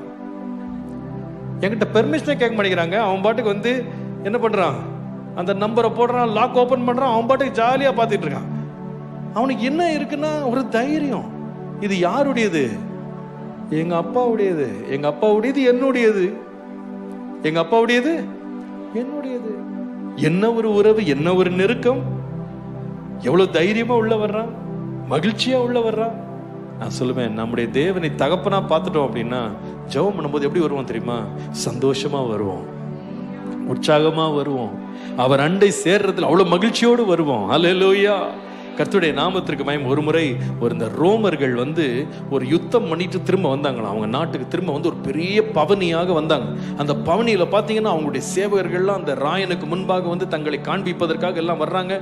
அடிமைகள் எல்லாம் இழுத்துட்டு வர்றாங்க. அவங்க கொண்டு வந்த எல்லா உடைமைகளை எடுத்துட்டு வர்றாங்க. இந்த பவனியை பார்க்கறதுக்கு லட்சமான மக்கள் 2 பக்கம் நின்றுட்டு இருந்தாங்களாம். அப்ப நின்றுட்டு இருக்கும்போது இந்த தளபதி இருக்கார் பாருங்க, இந்த யுத்தத்தை நடத்தின தளபதி, அவர் முன்னால் அப்படி நடந்து போறார். நடந்து போனா எல்லாரும் அப்படியே கை தட்டிட்டு அவரை தூரத்துல இருந்து பார்த்துட்டு இருக்காங்க. அப்போ இந்த கூட்டத்துல இருந்த ஒரு பையன், ஒரு சின்ன பையன் வேகமா ஓடி அந்த பவனிக்குள்ள ஓடி அந்த தளபதி நேர பக்கத்துல போயிட்டானா. அப்போ அங்க இருந்த சேவனம் கையை பிடிச்சிட்டு, எங்க போற, இங்கெல்லாம் நீ போக கூடாதுன்னு சொன்னான். யார பார்க்க? நான் தளபதியை பார்க்க போறேன். அப்போ தளபதியெல்லாம் நீ பார்க்க கூடாது, நீ சின்ன பிள்ளை, நீ உள்ள போக கூடாது அப்படின்னு கையை பிடிச்சு. அப்போ சொன்னானா, தளபதி யார் தெரியுமா? எங்க அப்பா. எங்க அப்பா, என்ன விடுங்க, நான் போவேன். அவ்வளவுதான், ஒன்னும் பேச முடியல. அவன் நேரம் அவங்க அப்பாட்ட போயிட்டான். நான் சொல்லுவேன், நம்முடைய தேவன் யார் தெரியுமா? புத்திர சுவிகாரத்தினாலே நமக்கு தகப்பனாக மாறி இருக்கிறார். நாம் அவருடைய பிள்ளைகளாக மாறி இருக்கோம். அப்ப ஜெபம் பண்ணும்போது தயங்கி வர வேண்டிய அவசியம் இல்லை. நான் சொன்னேன் பாருங்க, தேவ சித்தம் போது, அப்படியா எங்க அப்பாவுக்கு அது சித்தம், எங்க அப்பாவுக்கு அதான் பிரியம், தாராளமா நான் செய்யறேன். எனக்கு ஒரே சந்தோஷம் எங்க அப்பாவுடைய சித்தத்தை செய்யறதுக்கு. அவருடைய பிள்ளையா நான் மாறி இருக்கேன். அந்த உறவோடு அவரிடத்துல நெருங்குறேன். நம்முடைய தேவனும் யார் தெரியுமா? நம்முடைய தேவன் யார்? நம்மகிட்ட வரும்போது, நம்ம ஜெபிக்க வரும்போது எப்படி நம்மளை பார்க்கிறாருன்னு கேட்டா, சங்கீதம் 103:13 சொல்லுகிறது, தகப்பன் தன் பிள்ளைக்கு இறங்குகிறது போல கர்த்தர் தமக்கு பயந்தவர்களுக்கு என்ன செய்கிறார்? இறங்கு. அதனால நம்மகிட்ட கடுமையா இருப்பார் நினைக்காதீங்க. ரொம்ப இரக்கம் உள்ளவருங்க, ரொம்ப இரக்கம் உள்ளவர், இறங்குகிற தேவன். அப்போ இன்றைக்கு ஜெபம்ன்றது எப்படி இருக்கணும்னா, இந்த உறவோடு தேவனண்டை சேருகிற ஒரு உறவாக இருக்கணும். அதனால ஜெபம் என்பது நம்ம வந்து ஒரு ஒரு கஷ்டமான ஒரு வேலையாக அல்ல, அப்பாவுடைய பிரசனத்தை ருசித்து ரசித்து அதுல இன்பங்கண்டு மகிழுகிற ஒரு இடமாக என் ஜெப வேளை மாறுறக்கு எனக்கு கிருபை தாங்க ஆண்டவரே. உம்முடைய விருப்பத்தின்படி ஜெபிக்கிற ஒரு ஜெப கிருபையை எனக்கு தாங்கப்பா. எத்தனை பேருக்கு இந்த வாஞ்சை இன்றைக்கு? அப்படிப்பட்ட ஒரு ஜெபாவி எனக்குள்ள ஊற்றும். இன்றைக்கு 3 பாடங்களை கற்றுக்கொண்டோம். எப்படி ஜெபிக்க வேண்டும் அப்படின்னு கேட்டா, முதலாவது என் ஜெபத்தின் நோக்கம் எங்க திரும்பணும்னு கேட்டா, மனிதனிடத்தில் அல்ல, உலகத்திற்கு அல்ல, தேவனண்டை திரும்புகிற ஒரு இடமாக என் ஜெபம் மாறணும். 2வது என் ஜெபம் எப்படி இருக்கணும் அப்படின்னு கேட்டா, என்னை பற்றியது அல்ல, இது தேவனை பற்றியது. அவருடைய சித்தம், அவருடைய நாமம், அவருடைய ராஜ்யம் அது நிறைவேறினா போதும், அதுவே எனக்கு போதும். ஜெபம் என்பது எப்படிப்பட்டதுன்னா, தேவனோடு உள்ள அன்பின் உறவுக்கு என்னை இழுக்கிற ஒரு இடம். ஆண்டவரே, அந்த அன்புக்கு நேராக இழுக்கப்படத்தக்கதாக என் ஜெபம் இன்னும் உம்மை கிட்டி சேர்க்கத்தக்கதாக, ஆண்டவரே உம்முடைய அன்பின் உறவுக்குள்ளே என்னை கொண்டு வருகிற இடமாக, நேரமாக ஜெபம் மாற கிருபை தாரும். எத்தனை பேர் வாஞ்சிக்கிறீங்க? அப்படிப்பட்ட ஜெபத்திற்குள்ள கர்த்தாவே என்னை கொண்டு செல்லும் என்று சொல்லி எல்லாரும் எழும்பி நின்று ஒரு நிமிஷம் ஜெபம் பண்ணலாமா தேவ சமூகத்தில்? ஆண்டவரே, அப்படிப்பட்ட ஒரு ஜெப அனுபவத்தை எனக்கு தாங்கப்பா. உம்மோடு நெருங்கி இருக்க கிருபை தாங்க அப்பா. பிதாவே என்று கூப்பிட பண்ணுகிற புத்திர சுவிகாரத்தின் ஆவியை நீ தந்திருக்கிறீர். நான் தயங்காமல் ஆண்டவரே என் ஜெபத்தை உமக்கு நேராக ஏறெடுக்கத்தக்கதாக, என் விண்ணப்பங்கள் உம்முடைய சமூகத்தில் பிரியமா இருக்கத்தக்கதாக, என் ஜெபங்களுக்கு பதில் உண்டாகத்தக்கதாக, உம்முடைய சித்தம் வெளிப்படுகிற ஒரு இடமா இருக்கத்தக்கதாக ஆண்டவரே ஜெபம் மாற கிருபை தாரும். எல்லாரும் கரங்களை உயர்த்தி கர்த்தரை நோக்கி சொல்லுவோமா? ஆண்டவரே, என்னை உம் பக்கமா இழுத்து கொள்ளும் ஆண்டவரே, உம்மண்டை என்னை திருப்பும் ஆண்டவரே. என்னுடைய ஜெப நேரங்கள் உம்மண்டை திரும்புகிற ஒரு இடமா இருக்கட்டும் ஆண்டவரே. உலகத்தினின்று என் கண்களை திருப்பும், என் சுயத்திலிருந்து என்னுடைய கண்களை திருப்பும், மனுஷருடைய பாராட்டுகளிலிருந்து என்னுடைய கண்களை திருப்பும் ஆண்டவரே. என் மாம்ச எண்ணங்களிலிருந்து கண்களை திருப்பும். இயேசுவே, உமக்கு பிரியமானதை செய்ய எனக்கு கற்றுத்தாங்க ஆண்டவரே, எனக்கு கற்றுத்தாங்க ஆண்டவரே. ஹல்லேலூயா, ஹல்லேலூயா. நல்ல ஆண்டவரே, கரங்களை உயர்த்தி சொல்லுங்க. ஆண்டவரே, என் ஜெபமே முற்றிலும் மாறட்டும்பா. என் எண்ணம் எல்லாம் மாறட்டும், என் சிந்தனை எல்லாம் மாறட்டும், என் நோக்கம் எல்லாம் மாறட்டும் ஆண்டவரே. என் பிரியம் எல்லாம் மாறட்டும். இன்னைக்கு தைரியமா உங்க வாழ்க்கையை கர்த்தருக்கு நீங்க ஒப்பு கொடுக்கலாம். அவர் அன்புள்ள தகப்பன், அவர் அன்புள்ள தகப்பன். ஹல்லேலூயா, ஹல்லேலூயா. இன்னைக்கு நாம ரொம்ப முக்கியமா ஜெபிக்க வேண்டிய ஒரு காரியம், ஆண்டவரே, நான் உம்மளை மாற்றுறதில்லை, நீங்க என்ன மாற்றுங்க, நீங்க என்ன மாற்றுங்க. என் சித்தம், என் நோக்கம், என் விருப்பம், என் பிரியம் எல்லாத்தையும் நீங்க மாற்றுங்கப்பா. யார் மாற்ற போறா தெரியுமா? சொல்லுங்க, யார் மாற்ற போறா? யார் மாற்ற போறா? என்னுடைய தகப்பன். சொல்லுங்க, யார் மாற்ற போறா? எங்க அப்பா தான் மாற்ற போறார். அப்பா ஏதாவது தீமை செய்வாரா? தீமை. பொல்லாதவர்களாகிய நீங்களே உங்கள் பிள்ளைகளுக்கு நல்ல ஈவுகளை கொடுக்க அறிந்திருக்கும் போது உங்கள் பரமபிதா நன்மையானதை கொடுப்பது அதிக நிச்சயம். நிச்சயமா நமக்கு எந்த தகப்பனும் பாத்தீங்கன்னா தான் பிள்ளை வந்து தன்னை விட நல்லா இருக்கணும்னு தான் விரும்புவார் இல்லையா? தன்னை விட உயர்ந்திருக்கணும், தன்னை விட. ஏன் சொன்னார் இல்லையா? என்னை விசுவாசிக்கிறவன் நான் செய்த கிரியைகளையும் செய்வான், என்னை பார்க்கிலும் இன்னும் அதிகமான கிரியைகளை செய்வான். அப்போ கர்த்தருடைய விருப்பம் நம்மளை பிள்ளையா பார்க்கறதுனால நம்ம இன்னும் நல்லா இருக்கணும் தான் விரும்புறாரு. ஆண்டவர் சொன்ன, நான் உன்னை குறித்து நினைத்திருக்கும் நினைவுகளை அறிந்திருக்கிறேன், அவைகள் தீமைக்கானது அல்ல, நன்மைக்கானவைகளே, சமாதானத்துக்கானவைகள். இங்கிலீஷ்ல NIV வெர்ஷன்ல அதே வார்த்தை இப்படி எழுதியிருக்கு. For I know the thoughts and the plans that I have toward you, says the Lord, thoughts of peace and not of evil, to give you a future. உனக்கு ஒரு எதிர்காலத்தை கொடுக்கும்படியாக நான் உன்னை குறித்து நினைத்திருக்கும் நினைவுகள் நன்மையானது, நன்மையானது. இது யார் தான் நினைக்க முடியும் தெரியுமா? ஒரு தகப்பன் தான் நினைக்க முடியும். தகப்பன் தான் உண்மையா நம்ம ஜெபம் பண்றது யாருன்னா, என்னுடைய தகப்பன் அப்படின்னு நினைச்சோம்னா நம்ம சொல்லலாம், ஆண்டவரே, என்னை தரை மட்டும் தாழ்த்தி உம் சித்தத்துக்கு ஒப்பு கொடுக்கிறேன். என்னை விட நீங்க நிறைய தான் யோசிப்பீங்க, என்னை விட நீங்க உயர்ந்து தான் யோசிப்பீங்க, என்னை விட சிறந்து தான் யோசிப்பீங்க. ஆண்டவரே, நீங்க எப்பவுமே எனக்கு நன்மையானதே நீங்க செய்வீங்கப்பா. ஹல்லேலூயா, ஹல்லேலூயா, ஹல்லேலூயா. ஒரு முறை நாங்கள் ட்ரெயினில் போயிட்டு இருந்தோம், வெளியூருக்கு, எங்கள் சொந்தக்காரங்க ஊருக்கு போயிட்டு இருந்தோம்.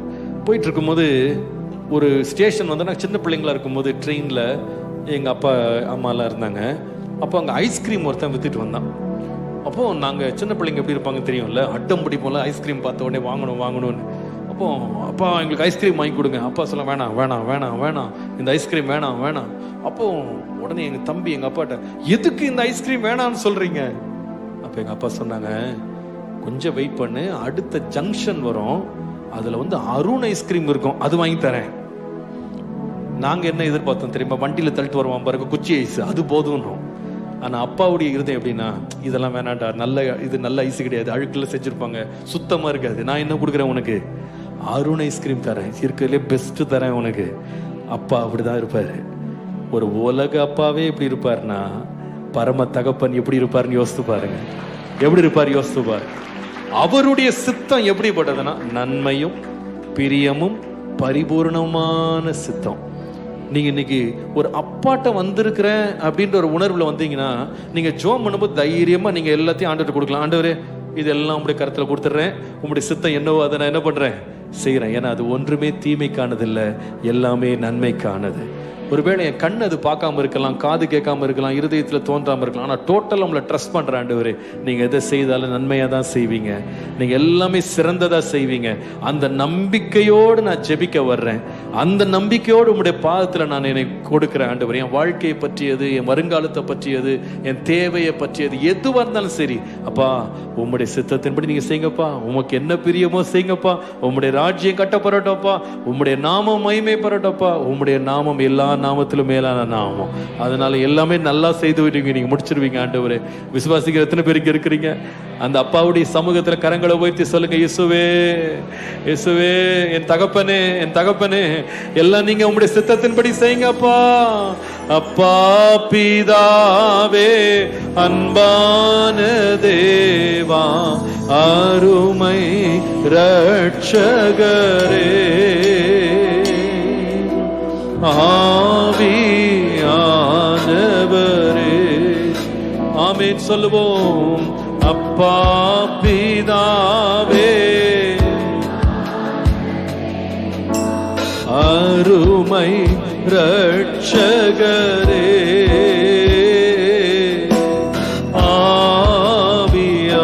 ஆவியானவரே, உளையான சேற்றில் உளையான சேற்றில் வாழ்ந்த என்னை தூக்கி எடுத்தீரே. ஆமாண்டவரே, உளையான நான் வாழ்ந்த என்னை தூக்கி எடுத்தீரே. கல்வாரி ரத்தம் எனக்காக சிந்தி கழுவி அணைத்தி, கரங்களை உயர்த்தி நெஞ்சார அணைத்து, நெஞ்சார அணைத்து, முத்தங்கள் கொடுத்து நீழலாய். அப்பா பிதாவே, அப்பா பிதாவே, ஓ ஜீசஸ், ஓ ஹோலி ஸ்பிரிட், உம்முடைய இன்ப பிரசன்னம்பா எங்களை அரவணைக்கட்டும். ஆவியானவரே, எங்கள் அப்பா பிதாவே. நன்றி தகப்பனே, நன்றி தகப்பனே, நன்றி தகப்பனே, நன்றி தகப்பனே, நன்றி தகப்பனே. எங்கள் ஆவியானவர். எல்லாரும் அப்படியே கரங்களை உயர்த்தி ஒரு 2 நிமிஷம் அப்படியே ஜெபிக்க ஆரம்பிக்கலாம், ஜெபிக்க ஆரம்பிக்கலாம். ஏசப்பா தகப்பனே சொல்லுங்க, பிதாவே பிதாவே பிதாவே பிதாவே பிதாவே, உம்முடைய பிள்ளையாக என்னை அழைத்ததுக்காய் நன்றி, உம்முடைய பிள்ளையாய் தெரிந்து கொண்டதுக்காய் நன்றி. என்னுடைய சித்தத்தை விட, என் சின்ன மூளையில் நான் யோசிக்கிறத விட நீங்க அதிகமா யோசிக்கிறதற்காய் நன்றி. நீர் அதிகமாய் திட்டமிட்டிருக்கிறதற்காய் நன்றி. நீர் பெரிய காரியங்களை எங்களுக்காய் ஆயத்தம் பண்ணுகிறதற்காய் நன்றி. நாங்க எங்க தேசத்தை பற்றி நாங்க கேட்கிறத விட நீங்க அதிகமான காரியங்களை செய்ய போறீங்க. நாங்க எதிர்பார்க்கிற அறுவடையை வர பெரிய காரியங்களை செய்ய போறீங்க ஆண்டவரே. உம்முடைய சித்தத்தின்படி நீங்க செய்யும் போது எல்லாவற்றையும் நேர்த்தியாக அதினதின் காலத்துல நேர்த்தியாய் செய்து முடிப்பீங்க. அப்படியே கரங்களை உயர்த்தி உங்க தனிப்பட்ட வாழ்க்கையை ஒப்பு கொடுங்க. இயேசுவே, நான் கலங்கல, நான் பயப்படல, நான் திகைக்கல. தேவ சித்தம் எப்படி இருக்குமோ நான் பயப்படல. எல்லாம் நன்மையா முடிப்பீங்க, எல்லாம் நேர்த்தியா முடிப்பீங்க, சிறந்ததா முடிப்பீங்க. உமக்கு நன்றியப்பான்னு சொல்லுங்க. நன்றியப்பா, நன்றியப்பா, நன்றியப்பா, நன்றியப்பா, நன்றியப்பா. அந்த விசுவாசத்தோடு உம்மண்டை சேர கிருபை தாரும் ஆண்டவர். இந்த விசுவாசத்தோடு உம்மண்டை சேர கிருபை தாரும். என் தகப்பனிடத்துல வந்திருக்கிறேன் என்ற விசுவாசத்தோடு சேர கிருபை தாரும். என் ஜெபத்தை ஒரு கட்டப்பட்ட ஒரு பறவையை போல கீழ்த்தரமா நான் வைக்க விரும்பல. மனுஷனுடைய பிரியத்துக்காக நான் செய்ய விரும்பல, மனுஷனுடைய பாராட்டுக்கு நான் செய்ய விரும்பல. அது உயர வானத்துல பறக்கத்தக்கதாக, பரமண்டலங்களில் இருக்கிற என் பிதாவினிடத்துல நான் உறவாடத்தக்கதாக ஒரு வாகனமாக என்னுடைய ஜெபம் மாறட்டும். என்னுடைய சுய சித்தத்தை எல்லாம் செய்து முடிக்கிறதுக்கு ஜெபம் அல்ல. இயேசுவே, உம்முடைய சித்தம் நிறைவேறட்டும், உம்முடைய சித்தம் நிறைவேறட்டும், உம் சித்தம் நிறைவேறட்டும். ஓ ஹalleluya, ஹalleluya, ஹalleluya. உம் சித்தம் போ என்னை என்றும் தற்பரனே நீர் நடத்தும். என் சித்தமோ ஒன்றும் வேண்டாம் என் பிரியனே, என் இயேசுவே. என் சித்தமோ ஒன்றும் வேண்டாம் என் பிரியனே, என் இயேசுவே.